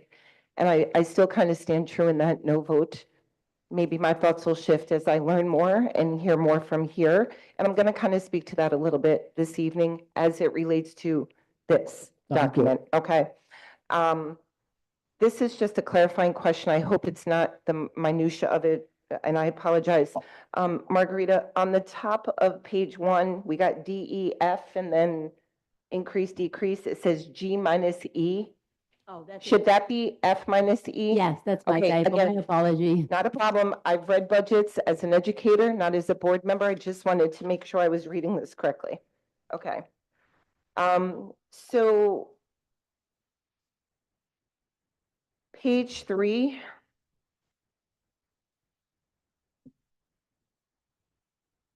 Just again, these are probably more, this section, it's in the 1040 section, line item 1040. Again, just new board member. Our membership dues are going up $20,000. What are we entitled to as board member? Yeah, I mean, it's you want to answer that? Yeah. The small city, so we have a membership. Oh, is that what that is? That's a Yeah. small city. Okay, that's all I need to know. Yeah, Yep, okay. that's the membership we pay into. Which I voted. Yeah. Right, okay. I was about to run up out of here. We always budget the small city under the board line. But I don't think it was budgeted previously. No, it was not. It was not. It was not. That's an It is add-on. now. Yes, okay, thank you.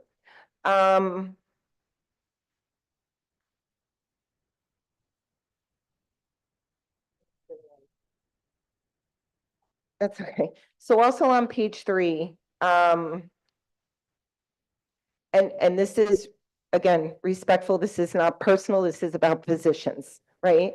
There is a line code for overtime under the superintendency section of $5,000 in overtime. Yes, that's for Janet's, that's for the administrative assistant. Correct. So there's overtime in there for her to lead some of the committee work that happens after hours. In the event that our board clerk is unable to do things such as run these meetings, Janice Bisty, not Janice, excuse me, Janice Bisty, Janice Bisco is available. Janice. Just what I said, Janice.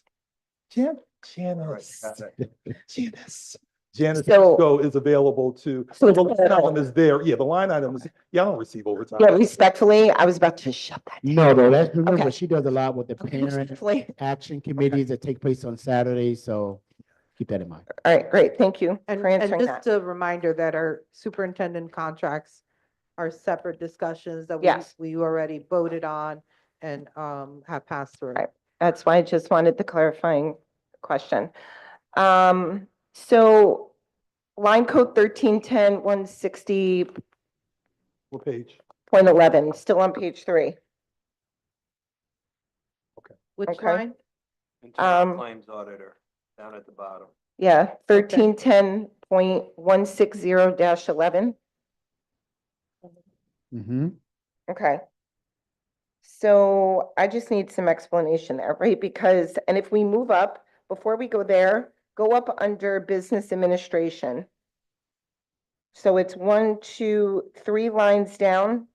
That one, 1310.160-11. Salaries, non-instructional business admin. So it says 5 FTEs, there's a decrease there. And again, just clarifying question.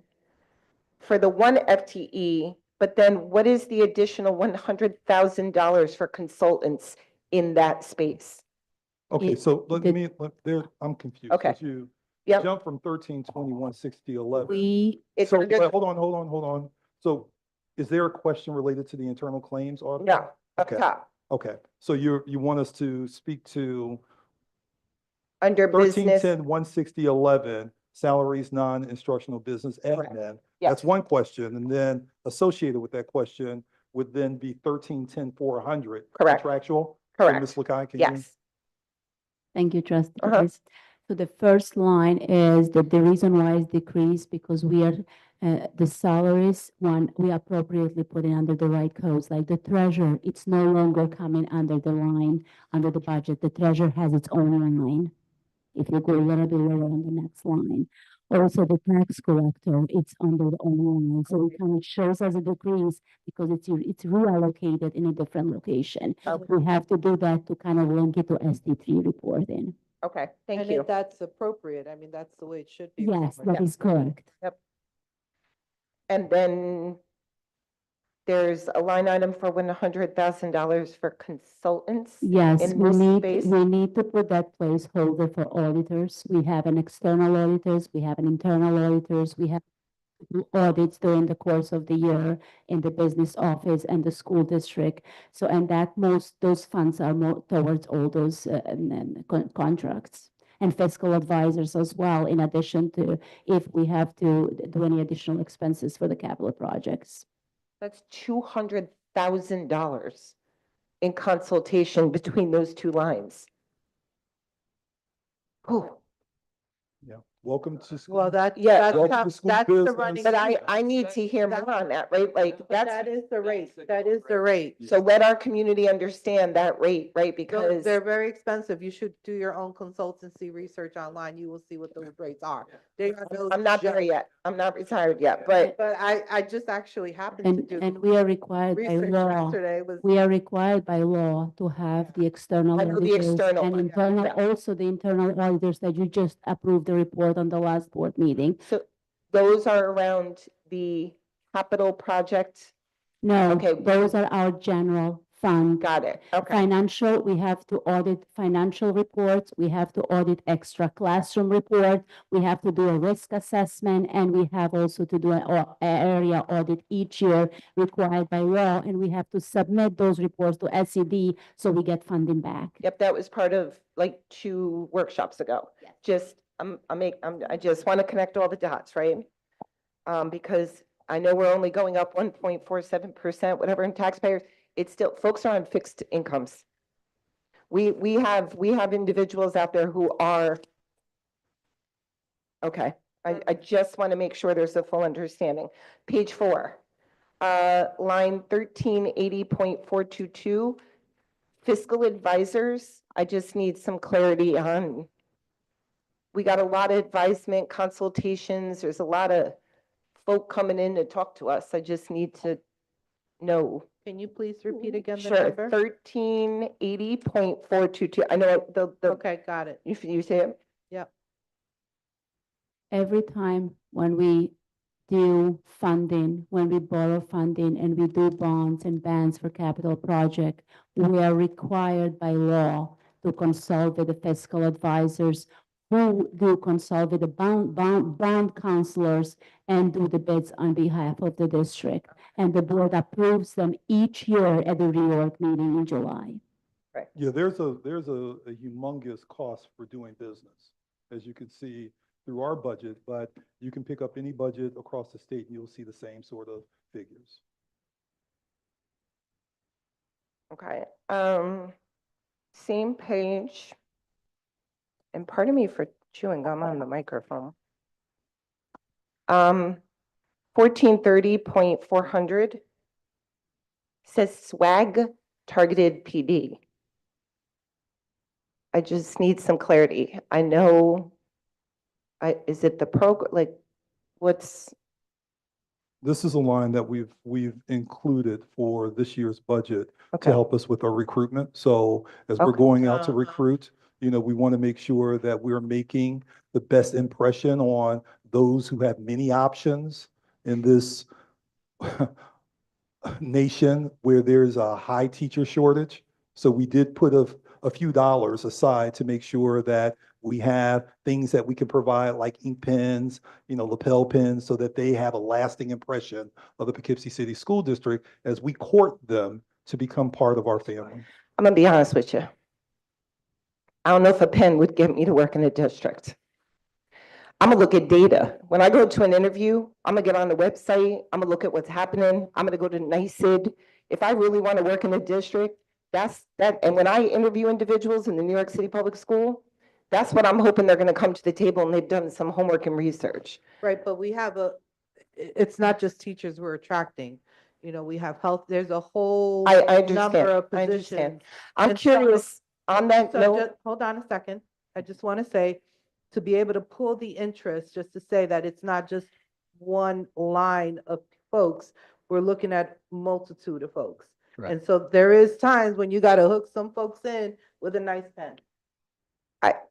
respectfully, as an educator, it doesn't sit well. Right, Again, well- individual board member and someone who does interview individual, I don't care if it's everybody comes for the sake of children, bus drivers, clerical, monitors, these people that stand out in the cold, sub-degree weather to cross our kids across the street. I want them to know who we are as a district with all the things.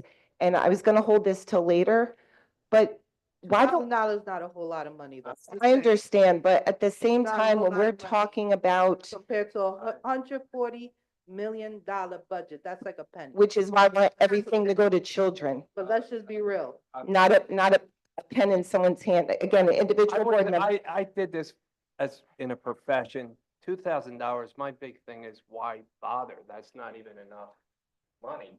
If you're going out. It's like half a penny. Yeah, it's like coffee. That's all. Well, Chunky if it was stuff. my checking account, I would say it's nothing, but it's not my checking account. It's the taxpayers' money of a whole lot of individuals in the city of Poughkeepsie. Again, the individual board member. My question is, why don't we post on the OLAS? We do. Not for every position, We recently started doing, Okay. thank you. every single one, right? Yes, that TAs, is health correct. aides, because when I've checked, those positions haven't been there. You are absolutely correct. In the past, we did not, but recently we putting on every single Okay. position, and you have to click on the clerical on OLS. Okay. That makes sense, right? So whether it's health aide, TA, clerical, we should be posting on the OLAS, not just on our website or on Indeed. I just wanted to publicly state that this evening because, we're talking about how we're recruiting folks, but we need to put the postings on the platforms where wide range of individuals are going to be able to see them. And Okay. let me just, for a point of clarity, let me just share with that we are, and it may require us to have a separate conversation or do a presentation so that you can then become more aware and educated with the various recruitment strategies and the various platforms that we're using. Okay. Page 5. So operation of plant. I first want to say, before I get into anything on brick and mortar operation of What space. number? I haven't gone there yet. I just want to make a statement. The latches are fixed in the restrooms at the middle school. I know I've brought this up repeatedly. And that's amazing. But now we need to get the plumbing working properly. So the Yeah. day that I happened to be there for a committee meeting, they were shut down because they flooded. They were flooding when I was principal there. I've been gone 2 years. Yeah, that bathroom needs to be worked on. So respectfully, please understand when I question these things, if we don't have plumbing working for our children and staff, I'm going to question pens. I'm sorry. I'm sorry. Yep. Page 5. 2,000. Even so, listen, we got security guards making minimal money, TAs, health aides. We need to put the money where we need to put it. Again, just me. Operation of plant. So I don't have the line item on here. It's just a general question. It says on here, there's a new boiler in admin and Jane Bolin. I sent this via email because I was confused. Like, I didn't know if you were talking about here admin, Jane Bowling here, future July 1, 11 College Avenue, like which, and we put a new boiler over there? There's 2 buildings listed there, and I'm sorry, I didn't put the line items. I got ahead of myself in my notes. Can we? We worked with Amoresco, who did our EPC, and we worked very hard to see during the development of the budget to identify the areas of savings.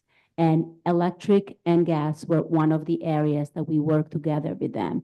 Due to the EPC project in the Poughkeepsie School District and certain buildings have new boilers, our cost when it comes to energy and gas, it's lower, which it works in our benefit for the future budgets. And hopefully, as we do more projects, it's going to work even better in the future. And this is a kind of a, and I do see where the area of confusion is coming, because it does give the perception that we have a new boiler in this building, and we don't have a new boiler in this building. And if you're referring to the Jane Bolin building on 11 College Street, there's nothing there other than walls that are constructed right now. So this really speaks to just the various EPC, which is an energy performance contract that we have, and the various things that have been happening throughout the district to be able to conserve energy. So what we've done here is we've decreased the funding that we've previously allocated, because we should be seeing these cost savings through the measures that we put into place based upon our capital project. And Amoresco helped us. They did a comprehensive study on our spending, on our energy spending. We spent one Saturday sitting with Amoresco's reps and going over our expenses before we developed these numbers for the next year's budget. Okay, so short end, we don't have 2 new boilers in 2 separate spaces. Okay, that is how it reads to me. That would have been reported through our capital Okay. project presentations that we give twice a year. Okay, and for purposes, again, as I stated in the email I sent, on here, if it reads Jane Bowling, we're talking 18 South Perry Street. Yes, Okay, because it's for FY26. yeah, Okay, 25, 26. okay. Again, throughout all 19 pages, I see money for supplies, and then I see money for equipment, starting kind of here and then moving forward. Can you just define to me, because I don't want to assume that what we use in New York City Public Schools, how we define the difference between the two, how is that defined here? Yeah, I'm glad that you brought that up, because that's very confusing, particularly to the layperson. So can you describe the difference between why we have to place dollars in an equipment line and what we can't do with an equipment line versus a supply line? Yes. The New York State law requires that if we want to purchase any equipment,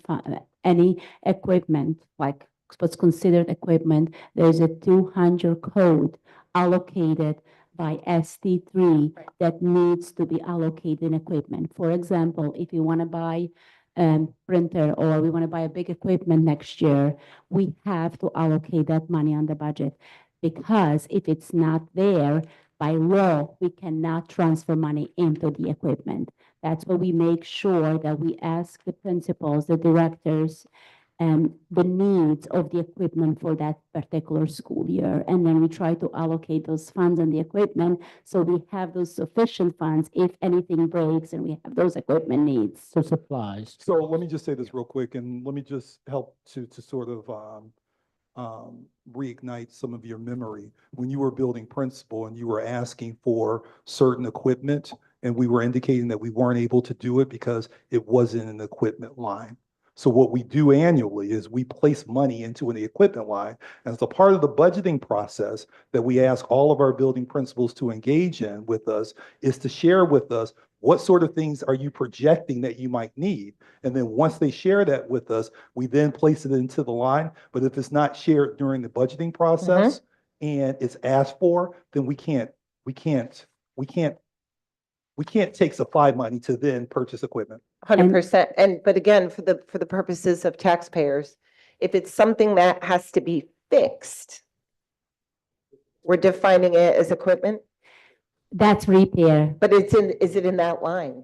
It's in 400. Okay, so it's in the, So this is the 200 line for the 200. physical equipment and then the 400 line to repair it. Yes, Go. I do apologize for being technical, but No, I 300 is repair, 200 is equipment, 400 is repair, and 450 is supply. And the good news is that if we put money on uh, the 200 fund and it's not being used, you are allowed to move that money to 45 or 400, but you can never move it back to 200. Okay. So I'll just do my plug here again before I move on to page 6. I'm going to keep this going. I have advocated, because my counselor hat, my teacher hat, my AP, my principal hat is never off, for OTPS money for our boots on the ground, educators, counselors, etc. Right? I, along with many others, come out of their pocket a whole lot for children and shouldn't have to. Is OT, I didn't see it in here. And I hear we asked the principals, this is what they said. I don't know what the process was. That's fine. That was operational. I'm not asking for that. But if said teacher, right, if principal said this is what we're looking for, this is the amount, and then it's X amount in, and I don't care if it's pencils, paper, I've got this amazing activity that I want to do and I need this, right?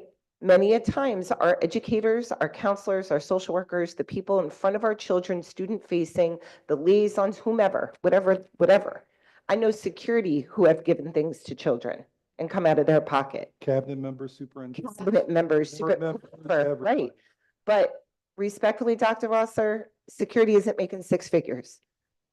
So, but they care about children, right? So all I'm saying is, are we allotting OTPS money? It could be $200 to say this is what you can spend for your space. Because if we say this is what we're doing, we are removing autonomy from the individuals who are in front of our children every day.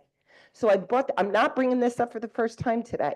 And if you tell me no, Royce, we didn't do it, Royce is going to have to accept that for this very moment. And I'll do whatever I do with it. Are they getting OTPS money in FY26? There's, in the supply line, there's Yes. adequate funding in He's there been- for building principals to be able to share with staff members so that they can then have the supplies needed in order to meet the needs of children. There are 2 lines on the budget when it comes to supplies. 2020, it's called administrative. Right. 2020, 450, it's a supply. That's called administrative. 2110, 450, it's very critical to be used for instructional. So when the state gives that fund 2110 function and 450 is the object, that's instructional. So it's mainly to be used for the student needs. In addition to that, 2020 is the account that it's for administrative use, like if the principal's needs and office needs for office supplies. So that's how we identify those 2 and we fund them both. I just, again, I'm struggling with it again as an educator, right? Yeah, I mean, Way it's and more. the way, when we say relatable. it's, sure, and let me just first finish this thought. When we say it's in the supply line in each principal XYZ, it's not equitable. When you say that everybody's gonna get this amount, I know that that's gonna be my amount. If I choose to go over it, so let's say I'm doing a project of some kind, right? Or, you know, we have really creative individuals in this district, right? And curriculum doesn't teach children, people do. So a curriculum is a guide, right? But if we are in the business of, let's turn to page 6, boom, let's turn to page 7, that's not educating our children in 21st century space. And we have very creative individuals. So it could be anything within those supplies. It could be, you know, and I know, Mr. Mara, we've had this conversation when we did the walkthrough back in August, right? You know, whether it's chairs or a rug or whatever the case is, if certain teachers say, I'd like to have that, right? I'm just looking for this in a space of equity to where everybody across the board has this amount. You're looking for petty cash and And There it's is- not petty cash, it's OTPS money. That's two different things. That's- no, I hear that, but it is on page 10. We have it in supplies and and dollars follow the students. So Is- where dollars follow students. So where their enrollment is at an individual building, those dollars follow those students. And as a result, that's where the supply line is supporting the students and the teachers and the principal have access to that. Okay, we'll move on from this because I could stand this for an hour. I just want to, I I- just want to add one more thing. I don't know if that makes it a little bit more, brings a little clarity, that the state, when we do this calculation, and we can go to the state website and look them together, we can do equally per building because it's per pupil, it's per student. So like when you allocate the amount, you calculate by that number per student. So that's what creates equity in each of the buildings. So each of our student gets funded. And No, I understand that It part. is a per pupil ratio. That's I understand that part as an educator in budgeting in New York City. That is separate from OTPS money, which is why we'll move on. We can have more conversation later. I hear you, and I hear about the pupil and pure pupil. I get that, and the formula. That's different from the OTPS funding, but we'll move forward. Page 6, yes, VP All Creed. right. I just figured out a way to say my request for BOCES. The blue line items. As we go through this, you'll see page after page has 2, 3, 4 blue line items that all just say BOCES. All right, at no point is that consolidated to look at it. You know what I mean? It's on each page. So any of the, as we go forward, you'll just see the blue ones. They're the ones I'm talking about. All right. Thank you. Page 6. So maintenance of plant, line 1921.411.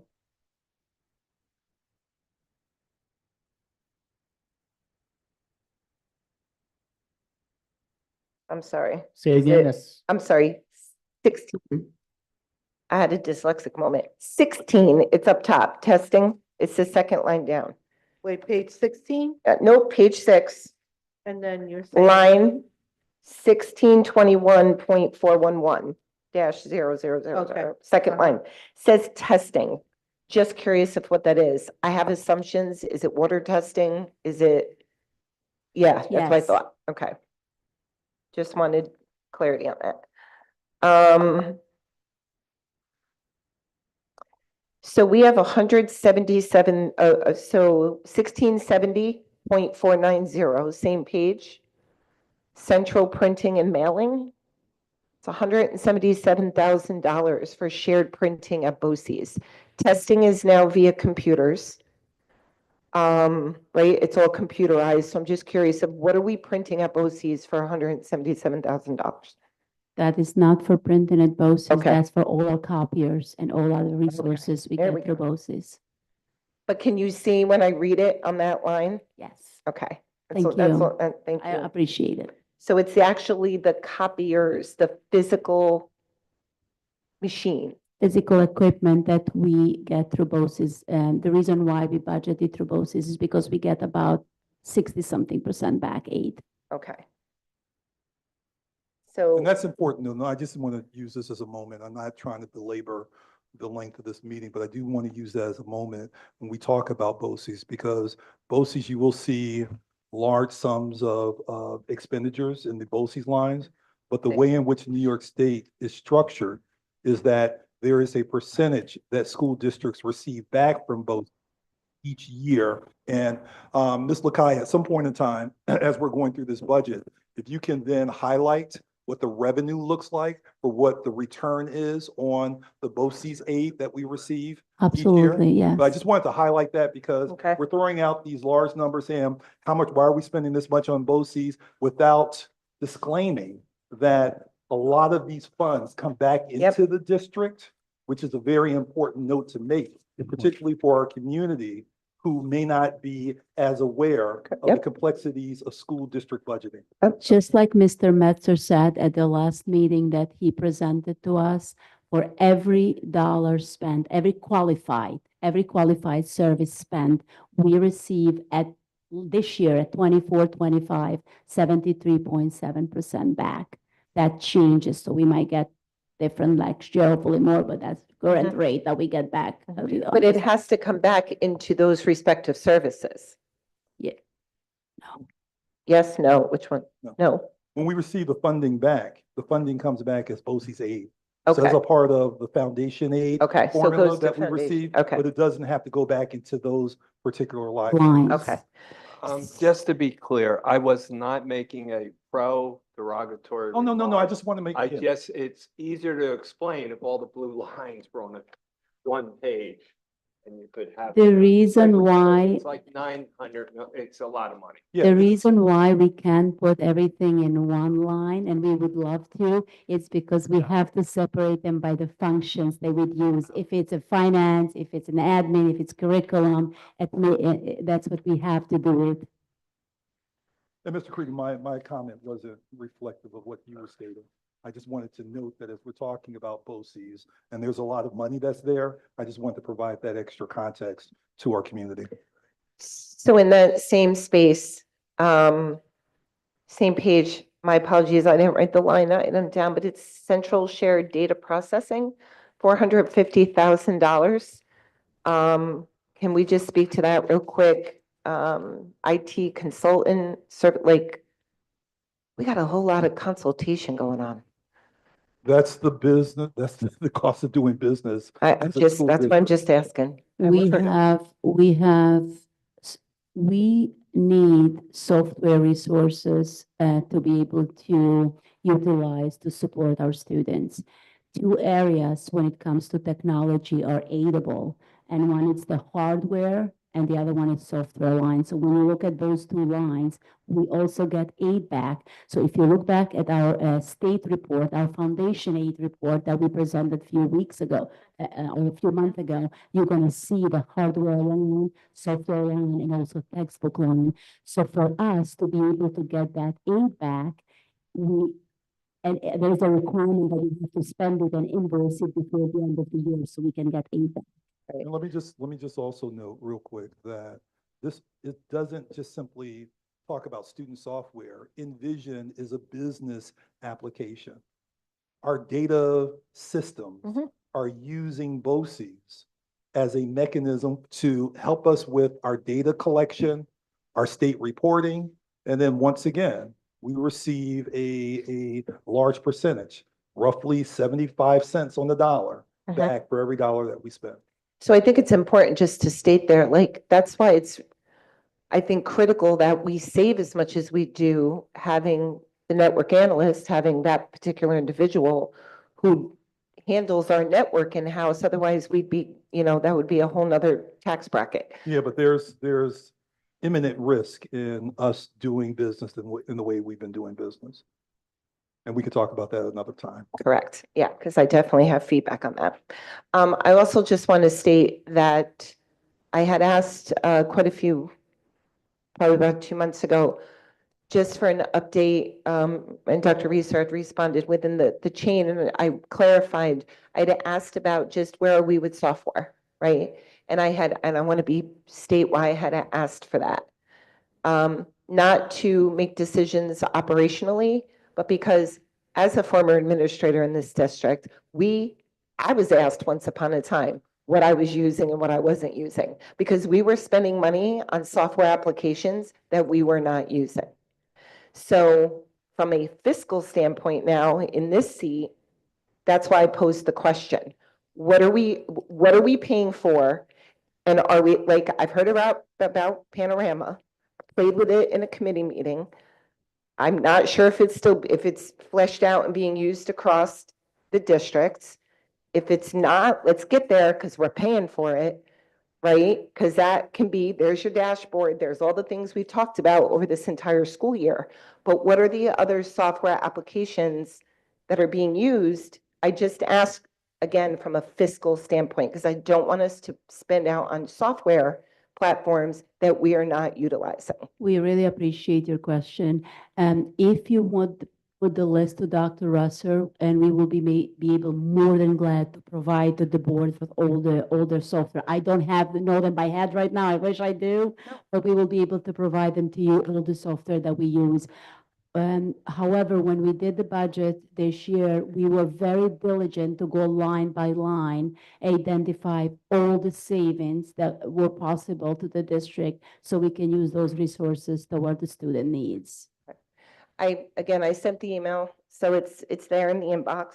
I look, I just we want to just make have- sure we're spending Yeah, we accordingly. just need to make sure that there's clarity among the board members as to what that request is, what that request is going to be used for as per our board policy, before I then execute against the request. Yeah, it was for purposes of tonight, so Yeah, that I, as a board member, can make a sound decision on how we're spending money. That's why I requested it. Yeah, that wasn't clear, but okay.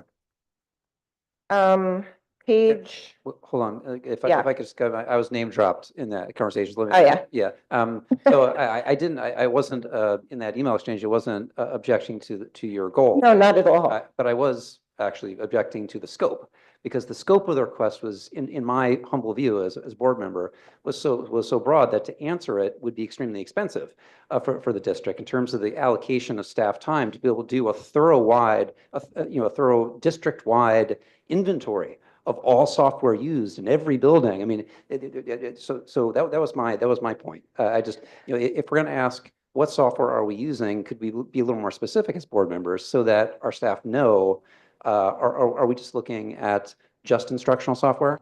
Are we looking at software generally in all the operations of the entire district? Right. So if we're going to ask for this sort of inventory of the software we use, could we just make our requests more specific and Right. targeted and clear? That's all. Yeah, and that's what Dr. Reeser chimed in on, wanting more clarity, right? Definitely instructional, right? Like we use Infinite Campus with all those pieces.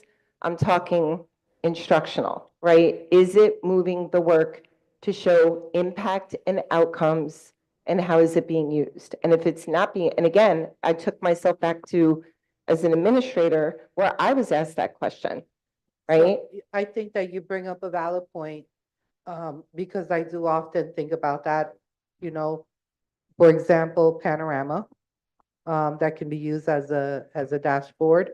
But what we do have is that when the 25-26 school year begins, as a board, when we have our retreat, we can identify, and if that's one of the goals that we want, I think that we need to be very targeted though when we make requests. So if we're asking for, an audit of what our softwares are, to what extent do we want it? Yeah, We want to know impact X, Y, Z. yeah, Are we utilizing our resources in a way that really shows impact? yeah. Thank you, Board President. Page 7, just moving along, curriculum and development, line 2010.150. Just kind of like that whole section, I guess, just, right, curriculum, curriculum doesn't teach children, people do. What page again are you? I'm on page 7. Starting with Okay. 2010.150. Actually, let me hold that question. I'm gonna hold that question. Let's go to 2010.402. Which one? Curriculum development for contractual purposes. So I see that is it 60,000 is allocated for that's the contractual curriculum committee funds. Correct. Okay. So my question is, what is how much funding is then the district putting into curriculum development beyond the 60? That If is, you can look at the line right next Yeah. to it, and it says 110,000. So Hold on. contractually, our hold on one collective second, bargaining Dr. Russer. agreement, Sorry. our collective bargaining agreement indicates that we have to allocate $60,000 Yep. for it. But if you look at the line to the left, To the left. that's in the to white left, column, To the left. it says 110,000. That 110,000 is what we actually appropriated. There we go. Okay. Okay, good. Thank you.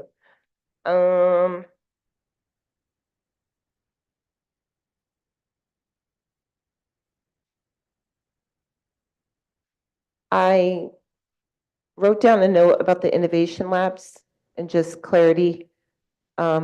Middle school, high school, is it like this coming year? Which schools will have an innovation lab?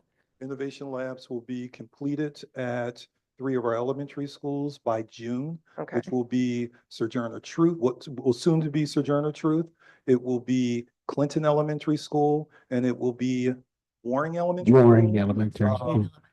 Krieger is being done this summer. Summer. Smith Building will be done at a later point in time when we re-up, as I call it, on our maximum cost allowance as it relates to how much we can spend and get state aid back on capital projects. The middle school and the high school are slated for next summer. Yes. Am I correct with that, gentlemen? Correct. Yes. Someone identify the itemized line where those, Those actually. Innovation You're labs not are- going to see that's them in capital general project, fund. yeah, that's Okay. capital. Those are coming from the capital fund, so you're not going to see them in the general fund budget. Okay. But as far as curriculum, is all that allotted, right? Because you're gonna have this lab, what's happening in there?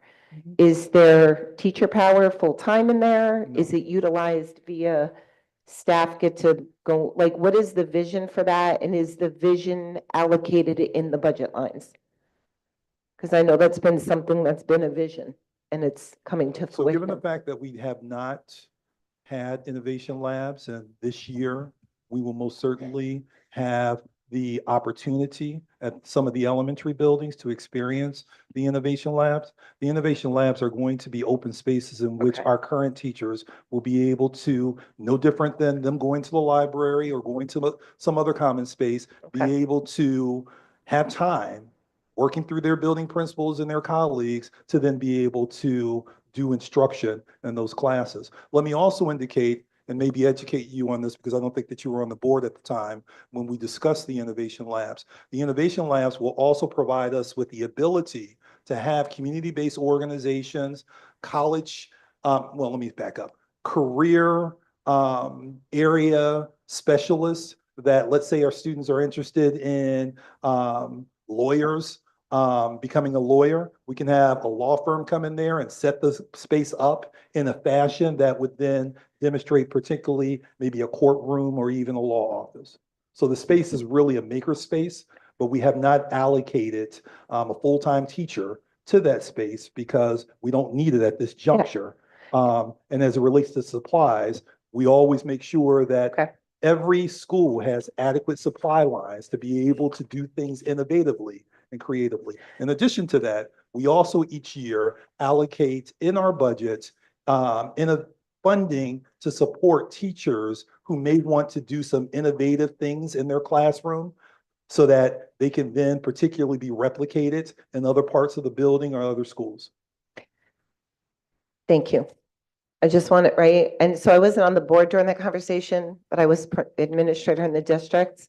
And that's exactly what we did discuss. Kids could be doing a chem class could go, or a biology class could go and watch someone dissecting something or doing something in a medical lab or a medical space somewhere, and the kids are learning directly from them. So it sounds like that conversation from quite a few years ago is coming to fruition. I just wanted to make sure we budgeted for it.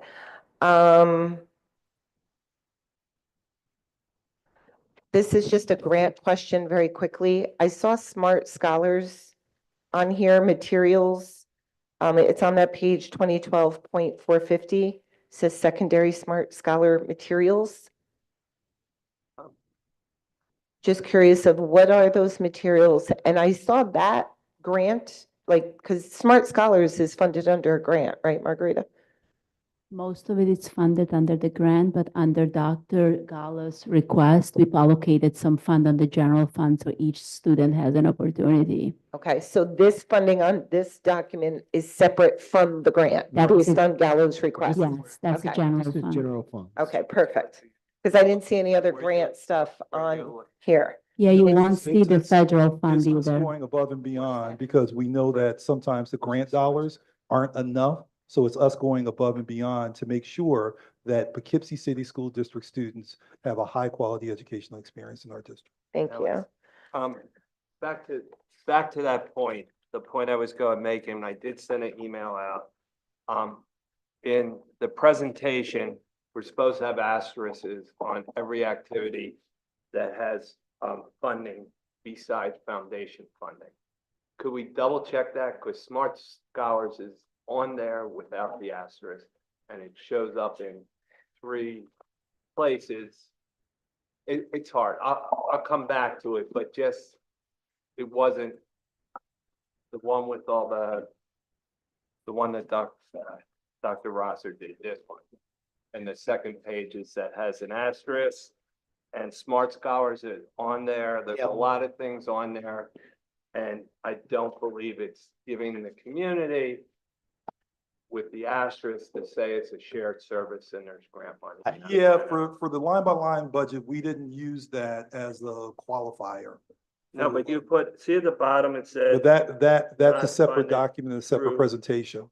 Right, but it says not funded through the general fund. And, So what we need to do yeah. is just to make sure that where we can during the line by line, it's just to make the asterisk as to where there may be additional funding to be able to support the work. Absolutely. Yeah, that's good. I didn't put the asterisk, you guys did. No, that was for that particular presentation and not the line by line budget, which is a separate document that should not, yeah. It's called budget program high. I'm gonna be a pain in the, But- called budget program highlights. I I understand. Yeah, I All right. understand what you're saying. Page 9, the 2110, it's just the regular school teaching. Where's the pre-K salaries listed? Pre-K is out of a pre-K UPK grant, just Separate grant. So it's not on here because it's the grant money. That is correct. Got it. 611, 619, that will. be Grant transferred. money, pre-K. I want to be mindful of our time and also to give equity to other board members. They may have questions. So if we could just be moving things along in our questions. Yep. I just want to make a statement that I see there are 7 FTE for security at PMS. I still firmly stand that there should be at minimum 10, and at the high school, there should be minimum of 12. I'm just going to make that statement. I noticed throughout the entire document, there's $2,000 for professional learning in all sections. It's just $2,000. It's just kind of like, and it's like the Oprah show. And you get 2,000 and you get 2,000. I guess, again, doesn't have to be answered right now. It made me go, right? Like, what does that mean? And why is it $2,000? I don't see any busing monitors listed. We're pushing busing, but I don't see any monitors listed for the busing. Is that purposeful? No, they are there. Let me find them. Okay, thank you. While you're looking for that, so I can, Student exceptionalities by contract with First Student has to have a bus monitor. We don't necessarily have to have a bus monitor for gen ed. We think Yeah. that's a good idea. We're looking into that. Okay. But I'm just wanting to share with you that our student exceptionalities do have a monitor. Right, because that's compliance, right? But I'm about compliance with purpose. And we could still have regular education they're students, they're children, right? What if there's an emergency? What if, right, all the what ifs? What if a fight breaks out? The bus driver can't take care of that, right? So I'm thinking from the lens of safety and security and was just wondering if that was going to be allocated because I saw it in there as far as the students with, right, because that's on the IEP. Mhm. But if we're gonna now bus all of our children, I'm just curious about the monitors. If you look at the line 5510-160, we increased that line from the previous year, so we put up a placeholder there if the need arises. Which page, Margarita? And that's on page 18 when you see all the transportation needs. Okay. Okay, I'm gonna circle it and I'll look at it later just for sake of time. Just my final thoughts. I brought up, I didn't see any funding. I don't know if there's conversation, maybe this is in the grant space around possible school-based health clinics.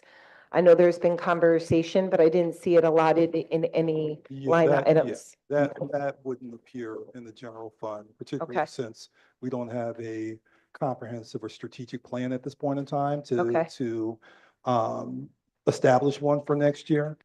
We just don't place things in the budget that we don't have a strategic plan for. And there is grant funding that is available, and under Mr. Mott's leadership, he's been really working hard to investigate a school-based health clinic and working very closely with our county folks as well as some state folks to have the conversations along with folks in the county, because right now Weebatuck has one. Dover is looking to establish one, and we've been in conversations with them and planning to go visit their facilities and talk to the two lead agencies in the area that are available and skilled at providing school-based health clinics. One of them is Hudson River Housing is looking to get into that. And what's the other one, Mr. Meyer? Open Door? Open door. Open Door. Thank you. Just final, glad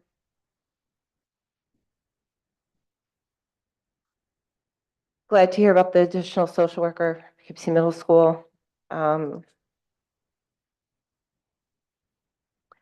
Curious, and I don't need this, I'm just putting this, where we talked about, Mr. Mott, you talked about the English, the multi-language learner, ENL teacher extension. I know that's been in play. Don't need an answer right now, just throwing it out there. How many who have completed the program are actually in the master schedule teaching within those lines? Unless you know the answer. Okay, it's fine. We can look into it. I want to make sure that we stay on the budget. Yeah, That's thank not- you. Well, again, it was brought up in the presentation, so I just want to make sure money is. We have an answer, but it is getting kind of late now. Okay, thank you. I just want to finally say, I don't know where through here, and I want to leave space. And again, I asked for patience, and I appreciate, and I hope I did ask targeted questions that all my colleagues felt necessary. But going back to capital projects, right? Because it was, our people voted yes, and I just will make this statement, and then I will stop.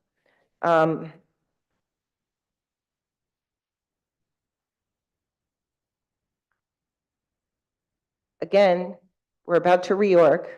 We've got third through fifth graders going into formerly Smith, formerly ELC, with, you know, urinals and potties down here.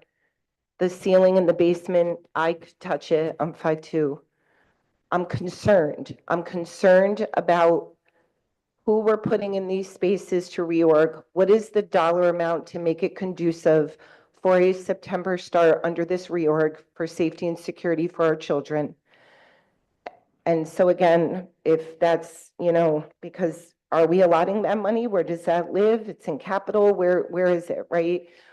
I've heard a lot about the renaming, and I understand, right? And I actually went to a couple of the ad hoc meetings. I couldn't vote and participate, but they allowed me to go in to see the process. And so I wish, But everybody was invited, just for correct, point of clarity. correct. that The And I entire went. public was. I showed up, right? And so I hear all of you respectfully. For me, we could call it Big Bird University. I need to know that our children are being taught and that we are spending the money appropriately for our children in brick and mortar. That's all I care about. So I respect the changes. And I also will say, and I said this on the floor during that time, is that we need to establish, and I'm hoping we can do this in our retreats this summer, what are the values of us as a district, right? We're naming buildings after these values of these individuals who are amazing historical individuals that I support. But what are the values of our district and how are those values driving the work and how we are connecting with kids? So I just want to make sure that as this reorg is happening, because it did pass, really, what is that dollar amount? Because whether the name is changed on the building or not, we've got children in the matter of months that will enter in these spaces.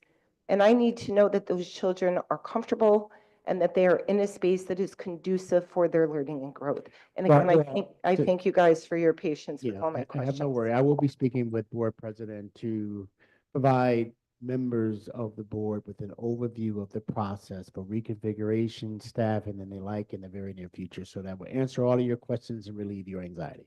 Appreciate it. Thank you. We appreciate all the questions. Trustee Joyce, thank you for your due diligence on. I want to believe you, Margarita. I'm going to believe you. I really am. I have a couple other things, but I feel like it's going to be part of the next section. So again, and thank you, board colleagues, for allowing me to go first. Colleagues, additional questions? Yes, I go back to this page Mhm. on the budget. Right. From a fiduciary standpoint, we get very few times we can match things together. So these aren't just words on the document without action plans. And I'm going to urge us, as we look at the allocation of money, every one of these line items should have the plan of what the goal for that line item is. And as we look at the cost, we look at the goal, and we can make informed decisions for the community. So, instead of us just explaining the program again and again and again, you can see which ones are hitting the mark, and we have a dollar figure for that. So then as a board member, I can prioritize that spend when we support things and we can go forward. And I'll give you two examples. AMPAC's in here as a budget item for $100,000, I think it is. And if that's a steal, and that must be matching. All right, if it's only $100,000, or is it hidden somewhere else? It It's in- actually appears also in the full service community It's school in grants. multiple locations. So But you it's, said grants. right, it's blended funding.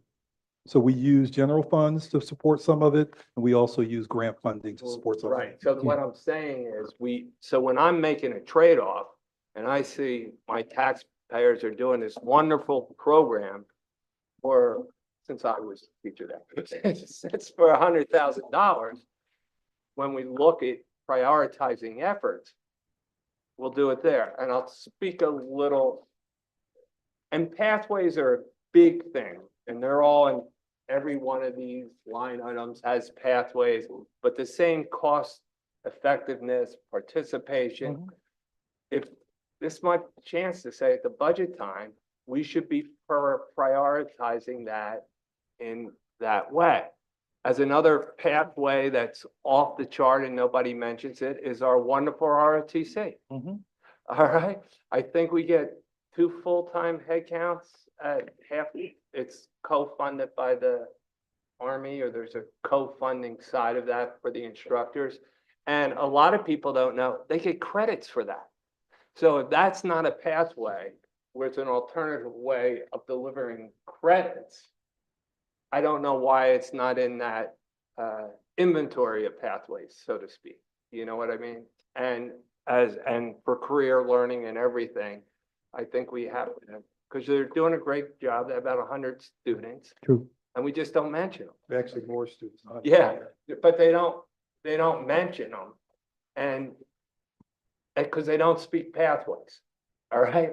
And then when you look at the pages with all the roots of the tree and everything, we really got to get our hands around that and stop just talking about it. And I know it's extremely hard, and I know we have to really do it. And then when we can bring the money, the measurement, the participation together, I would feel I'm doing my fiduciary responsibility in supporting. And I think we would probably make some trade-offs. Yep. If we had all the data, and that was my chance to do this, the soapbox from here, and I'll leave it at there, but let me apologize to the community. Because anybody who thinks they can read this PDF online either has a $20,000 monitor. It's unreadable for the general public. I mean, rightly or wrongly, these line items, unless they're printed, we can't read them. Yeah, that's why I mentioned this community guide, which then provides a summary that will be made available in a format Because in which people will be able to. know, I had to drive in and get it in hard copy because you can't read it. And if we want people to be able to read it, we needed to make sure it's accessible and readable. Yeah, which is why we created the community guide last year, But based upon your recommendation. and respectfully, I get the summary, but I think when you're voting and it's their tax money, they deserve to see the line by line. They have access to it. And Yes, yeah, they can.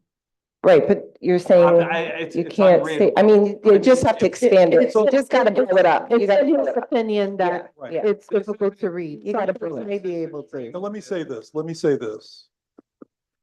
As an organization that's beholden to our taxpayers, in the event that there's a taxpayer that would like to have a hard copy of this, we have no problem with printing it Okay. up. That's correct. All right, Appreciate that's that. good. Absolutely. That was Correct. And we will take that consideration. Thank you for your comments as we do with the budget next year. These are really great comments and inputs from the board to make sure like we improve as we do the next year, the line by line next year. I do have one more thing, Board President, I apologize, but I'm sorry, this is the budget, yeah, I'm sorry. We've stayed here till 11 o'clock on other things, and I don't want to be here till 11 o'clock, but I have to mention this. I also saw, it's later, it's on page 14, I'm not going to go through all the things, but I saw Chromebook replacement funding. I think it's 50,000, is that accurate? Mr. Mott, those Chromebooks are still in the library at the ELC. I questioned that a few meetings ago, and you said they were moved.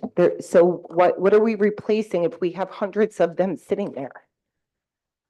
Don't need an answer. You said I said they were moved?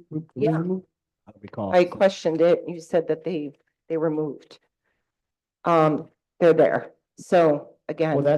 Well, we're looking to have our technology. Thank you, because again, we can't spend on things we already have. And meanwhile, we need what we don't have. I just want to make sure fiscally we're putting the money where we need to. Thank you.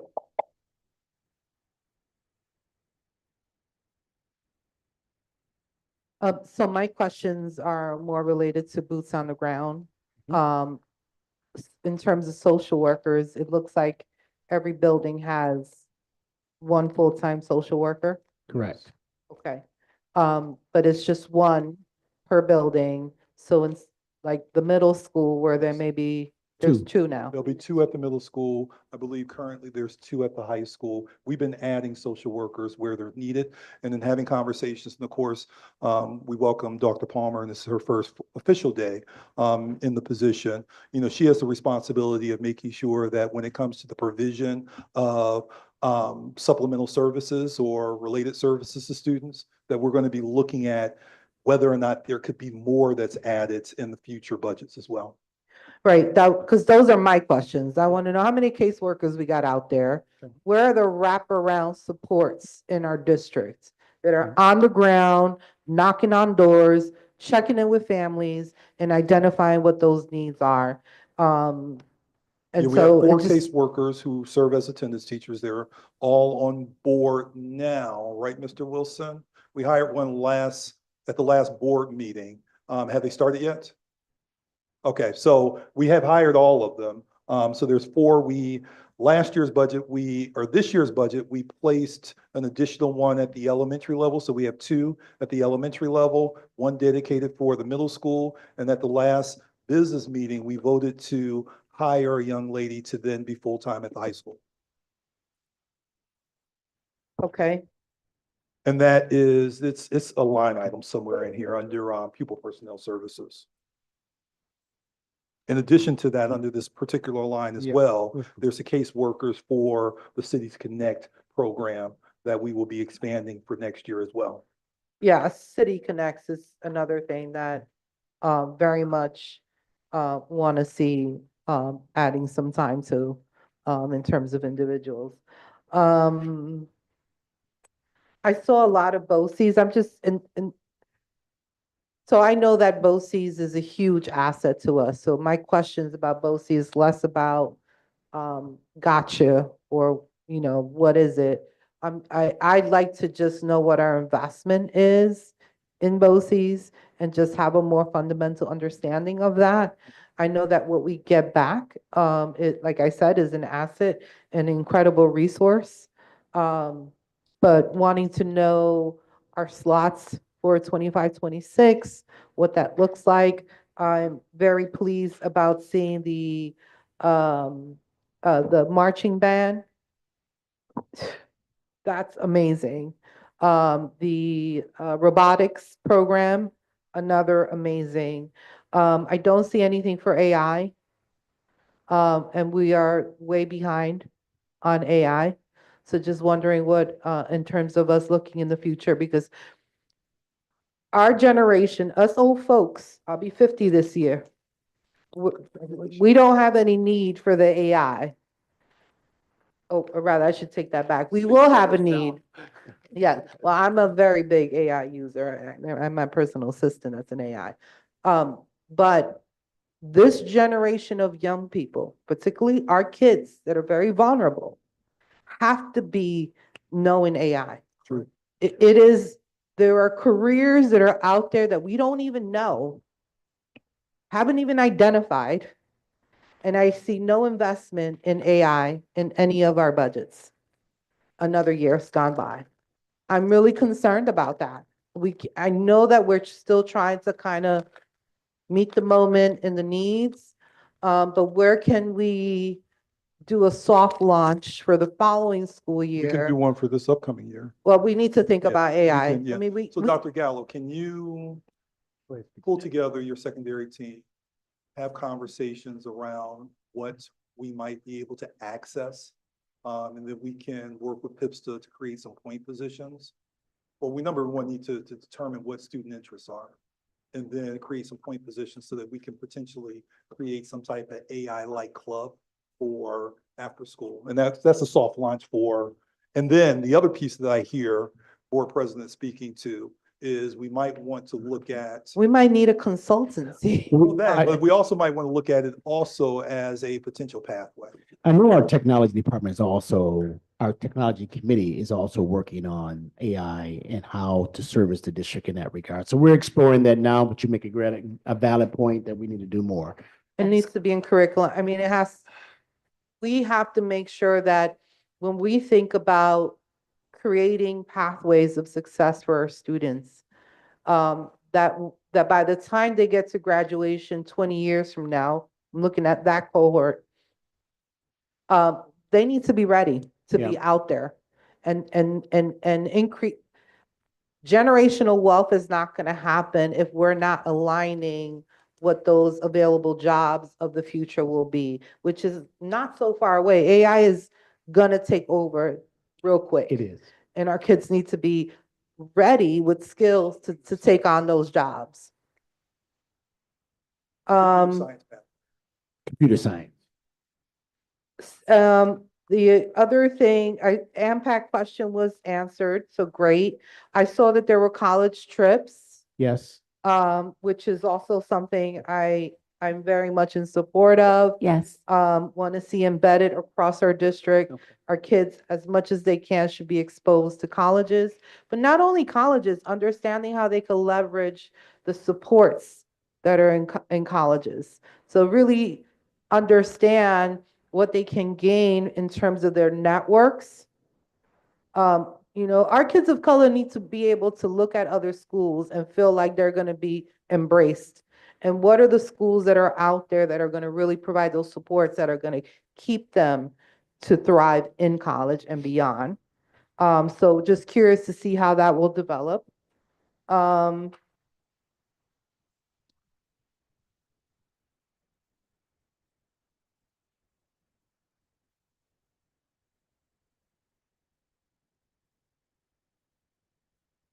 Yeah, I mean, a lot of my questions are, again, more student focused, more understanding how this is going to look like on the ground, but certainly appreciating it and just making sure that we have enough boots on the ground to do the kind of like muscle work that we need with our students is where my eyes are on academically, because we have student achievement is one of the biggest goals that this board has had. Right. And we have to increase our graduation rates. And that's foundation, right? Foundation is making sure we get them at a baseline where they can explore further and develop further what they can imagine their careers to be at. And then I had more of a learning question. So we have a total budget of 147, 634, 460.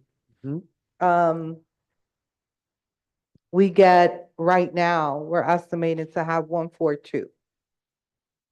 My question was about the 2% that where's the 2% based out of? Is it based out of our last year's budget of 24, 25?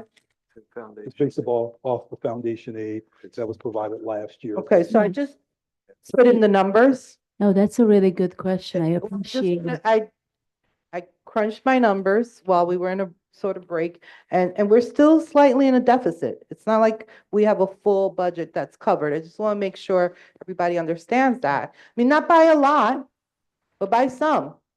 The foundation aid is based on last year's ST3 reporting. So each year, as we finalize our year, we have to do our ST3 report into SED. And that has to be done early. We have a deadline that we have to do so they can use our numbers for the next year's foundation aid. What I'm saying is that we're not at a surplus. We're breaking even. Yes, That's the way I see the numbers. that is correct. And given the climate right now, I have some concerns. And I think we've been able to ride this out. This is our fiscal responsibility as a board, is to really understand that. And so moving forward to 25, 26, and there forward, this next year's board has to be really critical about these budgets. And it starts with this one and making sure that next year, we still have a balanced budget. Because I have some concerns just based on all these. I absolutely agree agree with with you. you. And we actually had this conversation with Mr. Mott and Dr. Rosser that we're going to start very early next year. And also, it would be very critical for the district to do the long-range financial planning that we are planning to start working on this summer. And some of the things that some of the consultants, like the fiscal advisor, they're providing us with financial advice so that the funding that we do have, we can get a greater return on it. So they make suggestions and recommendations on how we can invest our money so that we can get a greater return. But I do agree with you, Board President, that just not Poughkeepsie, but school districts across the country are kind of bracing for the unknown, particularly with what's happening at the national level. In my conversations with Assemblymember Jacobson today, he shared with me that essentially 20% of New York State's funding is tied to the market, stock market. So if the market is not doing well, then that's at jeopardy and if the state is not receiving its fair share of what they're anticipating, then they have less to disperse out to organizations such as school districts, hospitals, et cetera, et cetera. So Dr. Rosser, then is this really the time to do a reorg? We keep going back to that, so why are we, I want to be I'm careful struggling. about, yes, we do have to have a reorg. I don't want to confuse the reorg with Sorry. reconfiguration. Reconfiguration. Okay, just to Sorry. be clear. Reconfiguration. Yeah. Sorry, Board President. Okay. Right, like, is this really the time to do a reconfig with our students and move all this around when we have all this uncertainty? I was in a budget meeting at my full-time job on a Tuesday, and they shared, oh, by the way, yesterday, 2 grants that are help funding some of your programs were cut yesterday, FYI. Right? So if we know these, I'm still struggling. So I think we need to figure this out and also make sure that we're setting ourselves up to increase student achievement, which is why I support it personally. Exactly. And so I don't know if I think we need to be fiscally cautious at this point. And we also have to get our graduation rates up. We got to get our kids. There's no way that our generation of kids have any fair opportunity in life if we can't start building up educated kids that we're getting in through the door with skills. One thing I wanted to say, just based on some of the feedback that I was hearing, was the pathways piece with our ROTC. That there could be a civic service pathway. And that could encompass ROTC or any of the honors programs, for example. So that's that piece. Coming back again to the numbers, even in the more recent work that I'm doing in a professional level, looking at financial literacy, some of the work that I've been doing with students as of recent, we got to educate ourselves on how a school budget really affects education. We have to learn that muscle of really knowing what's involved with it and galvanizing our community to be more checked in and understanding how much things cost, and why, decisions have to be made the way they need to be made, and hopefully galvanize more involvement from our community in increasing our resources. So something to think about. Creedon, you had something to say? I was going to chime in. AI and a request that the mayor talks about, is that a way to get community involvement, say with IBM, and just spell it out and have something we could do together versus, no offense against the teachers, in the middle of everything, give them, AI is a different skill set complete. You have to Completely engineer Then, promptly. Yeah, it's a whole engineer's no, it's, brain. but it's something more than an educator in terms of Sure. you. Yeah, So if we're going to really call on people specialization. and everybody, for sure. says they want to do something and Mayor Flowers says we're not reaching out, maybe we should reach out to IBM. I'm sure they have other And we're classes somewhere connected. else. We're connected to IBM, and we've been working very closely with Sheila Appel and her team. But what I don't want is that we're throwing things on the wall. Yep. Just because we know it has to get done. We really need to be strategic about it, and I think we need to be consulting experts in the field. Because I agree with your point, to expect that our teachers are going to take the heavy lift of doing AI work. Or we have to. So we know that that's not going to happen, We- or maybe it could. I don't know. I'm not the expert in this. All I'm saying is that it's a question Right. that I'm thinking about and wondering about. And when you look at allocated resources in a budget, it certainly should be here at some point, really soon. It's multifaceted and we really have to break it out and do it in pieces. And respectfully, Break it out and start to break it down. we don't need IBM. Part of, I showed you guys, right? When I went to Atlanta for NISBA, I was coming back with AI info. And I will be reporting out on that for my report out. And I was actually invited to go to Detroit to a school district who's using it really efficiently, and I do plan on going. Yeah, that is another point that we did learn a lot at that conference. Any more questions about the budget? I just want to make one clarification about the reconfiguration. It is good for kids and there are no additional costs. As I don't want the community to believe there's additional costs with the reconfiguration. I agree with you. Thank you. Except for the buildings. I do want to make one more comment though, because this is my 4th year being a board member, and I'm a parent though first. I'm a mom first.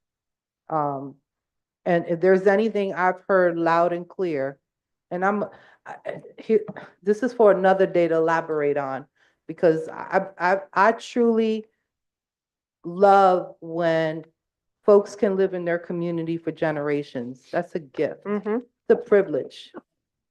I come from communities that are displaced, that we didn't have an opportunity to stay in place for generations. So keep that in mind when you all interact and engage, because there are many of us that have been displaced that live in Poughkeepsie. I've heard loud and clear that busing was a major want in this community. So many times.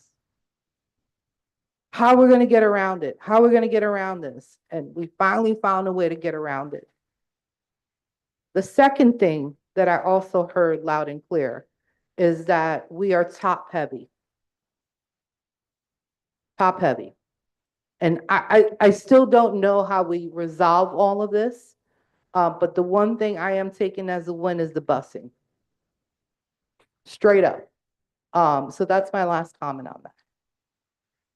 Dr. Rosser. That concludes our budget presentation. Of course, later in the agenda, there will be, I believe it's 8.3 is a resolution to adopt the proposed general fund budget.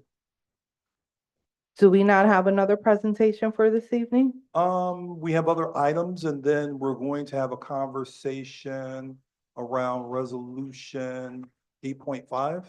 Which there is a. So will we presentation. pause on 8.5? It probably would be best if we move 8.5 to, I know, But in order to approve the budget. right, in order to approve the budget, we need to have some conversation around, Yeah, I don't. around the abolishment of positions. So we probably. Yeah, I don't think we can do both without, yeah. So do you want, should we move into the other presentation? I think we need to move into the next presentation. So as we heard just a few seconds ago, there's been a lot of conversation in this school district about the Poughkeepsie City School District being top heavy, in which we for years have defended the arguments that have come from multiple areas of our community, articulating why certain positions are needed, articulating the need to make sure that we as an organization are positioning ourselves structurally to be able to address the varying and the multiple needs of our students. And each year, we find ourselves sort of reanalyzing our central office and our organization. And we take the time each year to identify ways in which we can be more effective and more efficient with fewer individuals or different titles. So based upon the challenges of our budget and all the things that are priorities, such as transportation, making sure that families have after-school programming for their youngsters 5 days a week versus 3 days a week, which causes, some financial challenges to some of our families who cannot, find support for their children in the 2 days that we haven't offered extended learning 5 days a week. We've been forced to really take a look at our central office and to see in which ways can we be more effective and efficient. Can you go to the next slide, please? Third slide. So in 2019, the district central office structure was not effective in supporting schools, adapting to changes in NICET policy and guidance, or executing district-wide turnaround efforts outlined in our 2025 strategic plan.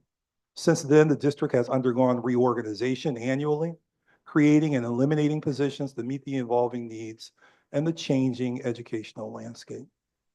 We're proposing to engage in a reorganization process that will be over 2 years. But given the fact that we have some budgetary challenges for this year, unfortunately, this budget is requiring us to make recommendations, be that we don't want to make these recommendations, but be that they're in the interest of our children and our organization, not only short-term, but also long-term. These proposals are going to be made to the board this evening. The proposed reorganization aims to further strengthen the district's ability to fulfill its mission. Specifically, it will enhance services and programming for students and parents, caregivers, while providing building leaders and teachers with greater guidance and support, strengthen the district's systemic and focused approach toward improving student learning and achievement, reduce district supervision costs, reallocating financial resources to key initiatives such as pre-K through fifth grade transportation and the pre-K through 5 extended learning expansion, streamline central office functions to improve efficiencies and effectiveness. It better aligns multidisciplinary responsibilities and work, moves us closer to bringing parity to central office compensation packages.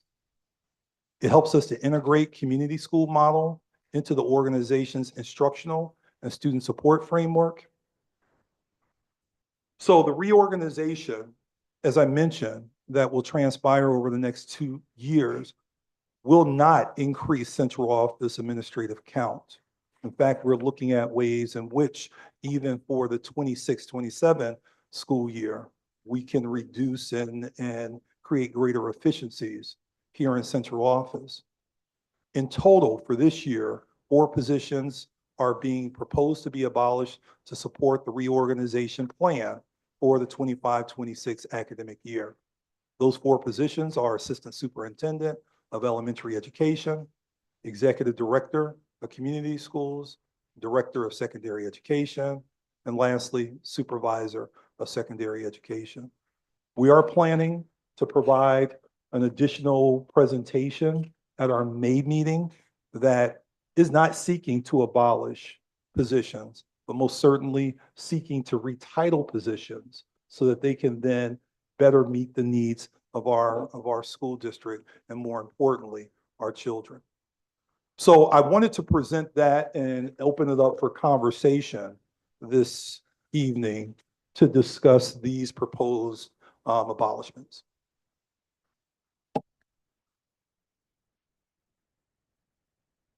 I need explicit understanding about the decisions behind abolishment and the impact it will have on programs. And if there won't be, I just want to understand how sort of we are configuring all of this. Can you give us some more directed questions? So Because each of these, specific to the executive director of community Okay. schools, does that mean we lose community schools? No, What not at does all. what does this mean? Okay, so that's a great question. So right now, we have essentially 8 staff members who are responsible for the community and parent engagement function throughout the district.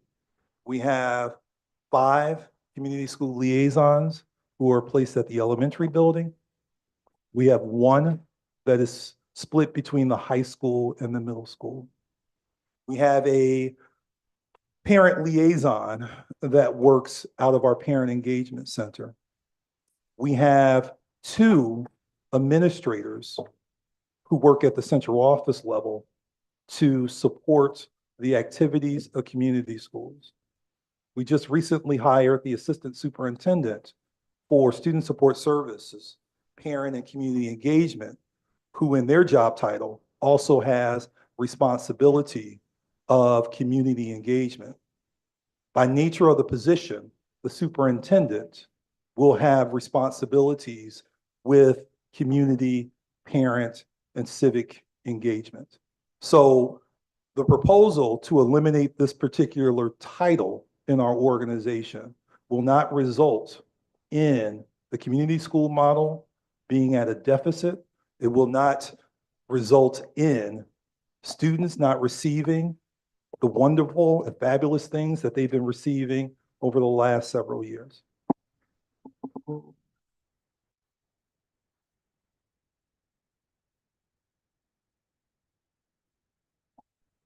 Additional questions? Yeah, but I'm trying to hold space for my colleagues before I speak. Go before me. I don't know how to. Sure. Dr. Reeser, do you have anything? Okay. First, welcome, Dr. Palmer. This is your first official meeting. I guess my first question is just in the spirit of board president, just asking for rationale. The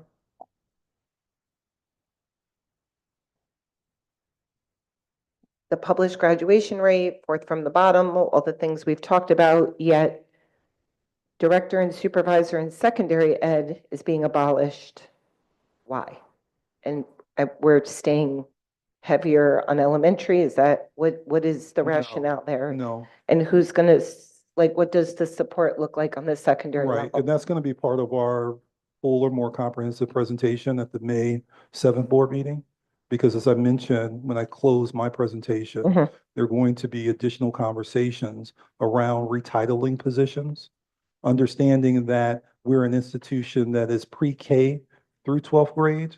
We know that there needs to be equal support, not only to the elementary, but also to the secondary work as well. And we're having conversations internally about what that looks like. Unfortunately, we have not finalized our plans around that, but Mr. Mott, myself, and, others who are part of the cabinet, will be finalizing that before our May 7th meeting, in which we will present to the board and the community.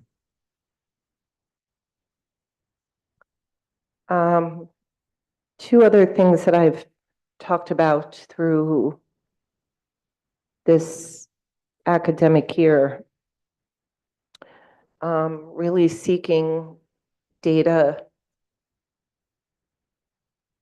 around the position in college and career readiness, and the instructional technology position. So I don't know where that lands in the more extended presentation. If you can send me an email asking for whatever additional information outside of the presentation that Dr. E provided, in which she provided a lot of detailed information about our college and career efforts, I would be able to provide you with the additional responses that will suit your needs. Again, respectfully, I'm bringing it up because of the presentation, but I will do that. Yeah, Thank you. just if you can provide the question, because if the questions weren't asked during the presentation, or if they weren't answered during your query of the presenter, it was not known to myself that you still had questions that needed to be answered. So if you can document what those questions are, we will quickly be able to get you responses to those questions. Guess it's again about impact and the outcome and how the position is moving the work for kids. That's my question. So there's a human factor in all of this. So just wanting to understand when we make these decisions, I just want to be careful in how I talk because we're not allowed necessarily to speak about personnel, and neither do I want anyone to feel singled out, because these are 4 positions and all equally members of the school district. So I don't want anyone feeling isolated in my comments. But my question related to it is, one, we know there's going to be some impact in these changes. Do these individuals, is there opportunities? It sounds like, just based on what I saw, that they, in part of our resolution, as a matter of fact, that they don't necessarily need to leave the school district, Correct. but rather could potentially Transition to have position. a different position. Correct. And there's opportunities in our organization. There are 3 individuals that are going to be directly impacted by this. And there are going to be, and currently are, opportunities in our organization. Okay, Yeah, because I think that's important. That's important, right? And I think it's also, for me, I just want to make this statement in the space of human leadership, that this is not about people, it's about positions. It's not personalized. It's not about people, it's about positions and moving this document and all the questions around budget forward for the sake of student achievement. So I appreciate you stating that, Board President, because then what will it look like, right? And I guess that's what we're going to hear about at the May 7th presentation, which I look forward to. I feel a little cart before the horse with this because, right? And again, please forgive me, although I'm an educator, I'm Poughkeepsie, class of 1990, all the things, this is my first time in this seat. And I don't come up here claiming to know everything. And that's why I ask the questions, so that I get this right from a fiscal standpoint. But I appreciate that, because human-centered leadership is all about it's not about the people, it's about the positions. And what will that look like moving forward?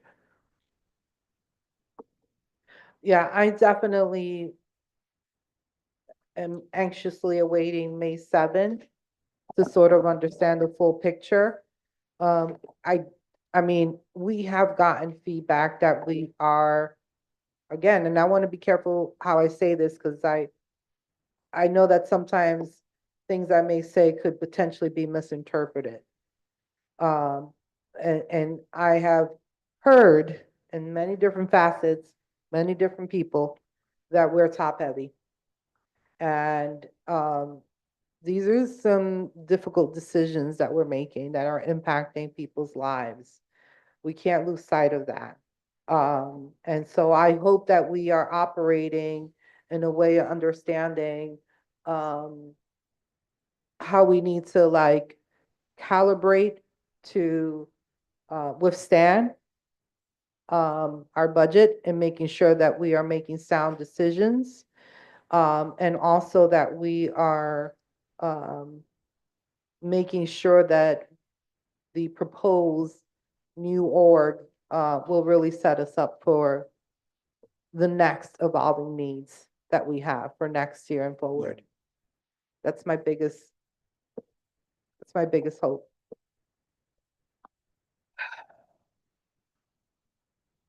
As I mentioned, it's going to be a 2-year process, because there's a lot that needs to be done. There's a lot that needs to be done, but we will provide the framework at our May 7th meeting. And of course, Mr. Mott has committed to continuing the work into the 25-26 school year in preparation of the 26-27 school year.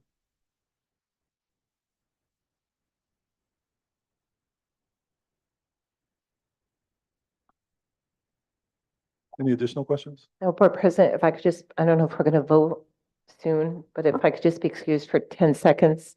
I have a crisis at work. I just need to make this call real quick. I apologize. Yeah. I didn't understand. This will transpire over the next 2 years. The larger, So the there's more going to be comprehensive. more proposed changes. Right. These are just This is a part of a bigger plan. So this is phase 1 of what we're doing this year, which is the abolishment of positions, which has to be connected to tonight's conversation because we have to present a budget tonight for potential adoption.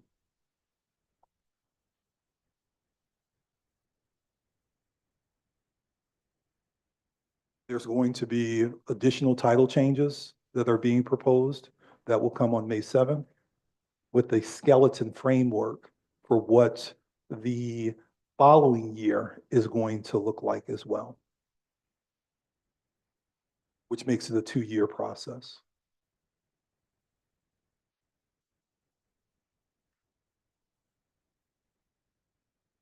And just reading from the Assistant Superintendent of Elementary Education being abolished, what I can anticipate is that there will be something related to that, Yeah, whatever it is. Something that's K-12. Okay, Yeah, it has to be something that's K-12. okay.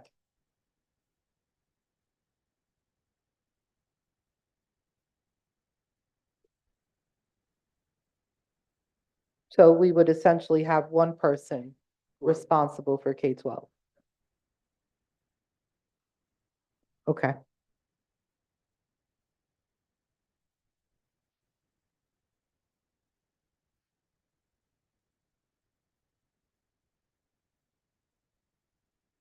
Um,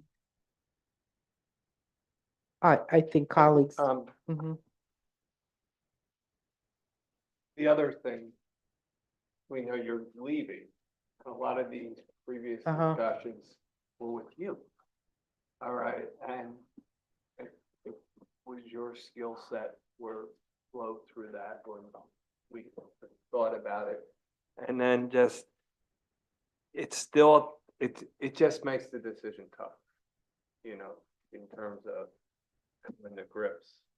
I mean, but I will say, A decision. the only advantage we have right now is sitting right there, is Mr. Mott taking the helm and transitioning us. And because he's leading out with the reconfiguration, which is different than the reorg, but you're doing both in essence. Yeah, I we, mean, you will be doing the both. cabinet has been a part of all these conversations. So it's not as if, you know, my transition from Poughkeepsie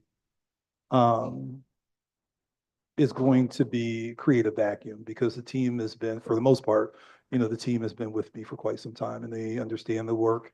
They understand the dynamics of the landscape here in Poughkeepsie. They understand the players.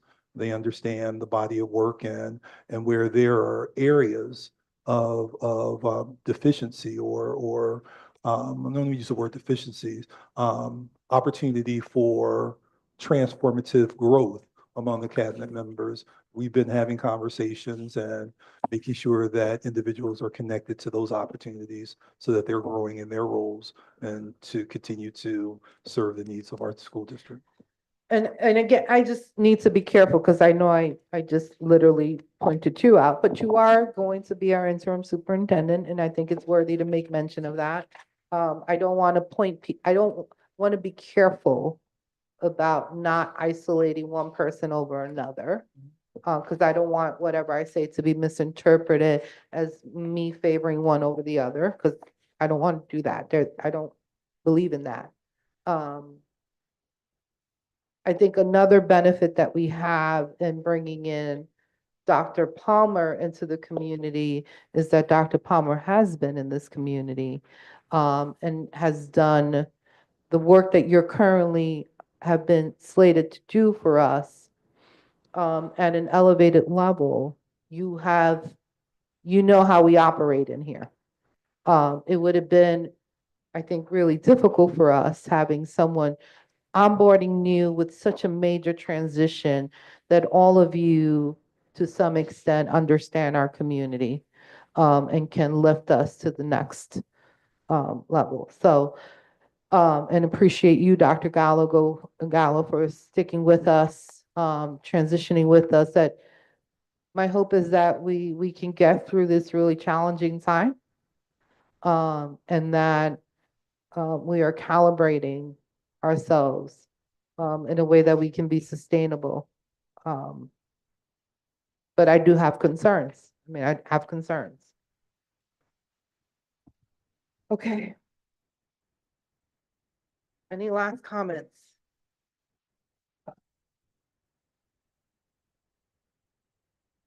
Okay, we have to move forward with voting. There's nothing else, right? We have what? I know we're voting now. We're going to go into our voting through our agenda items. So there's nothing else for presentations. That's what I'm saying. Okay. Okay, so we're going to take these action items one by one. Can I have a motion to approve action item 8.1? So moved. Second. Any opposed? Motion carries.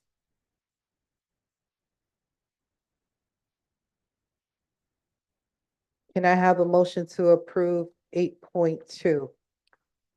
So moved. Can I get a? Any opposed? Motion carries.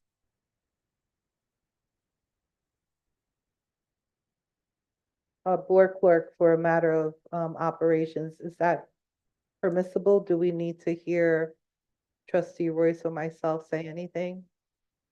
Or by default, you accept our votes? Say, okay, got you. Okay. Say all those in favor, correct? Okay.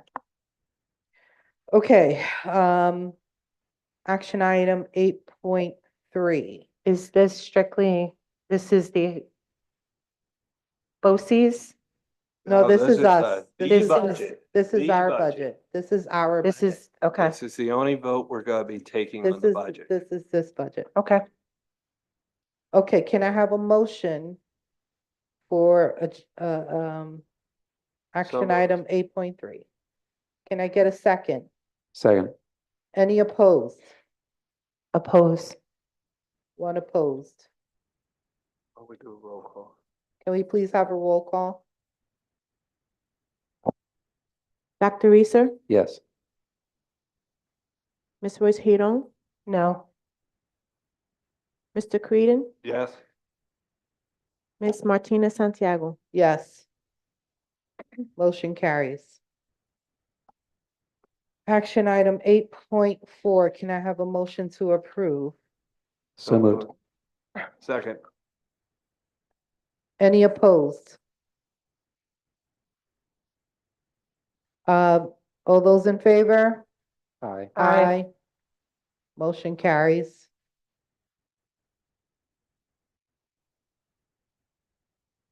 Action item 8.5.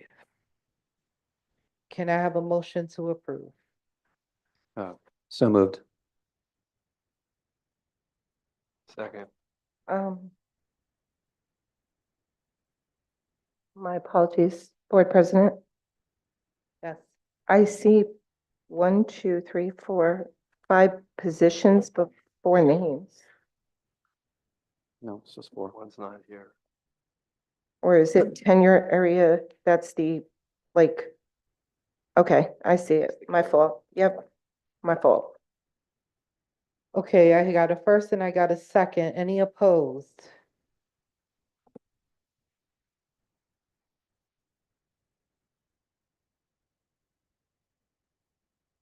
All those in favor? Aye. Aye. Motion carries.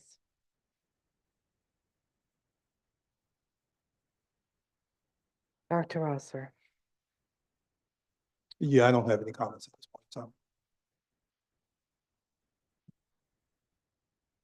Dr. Reeser.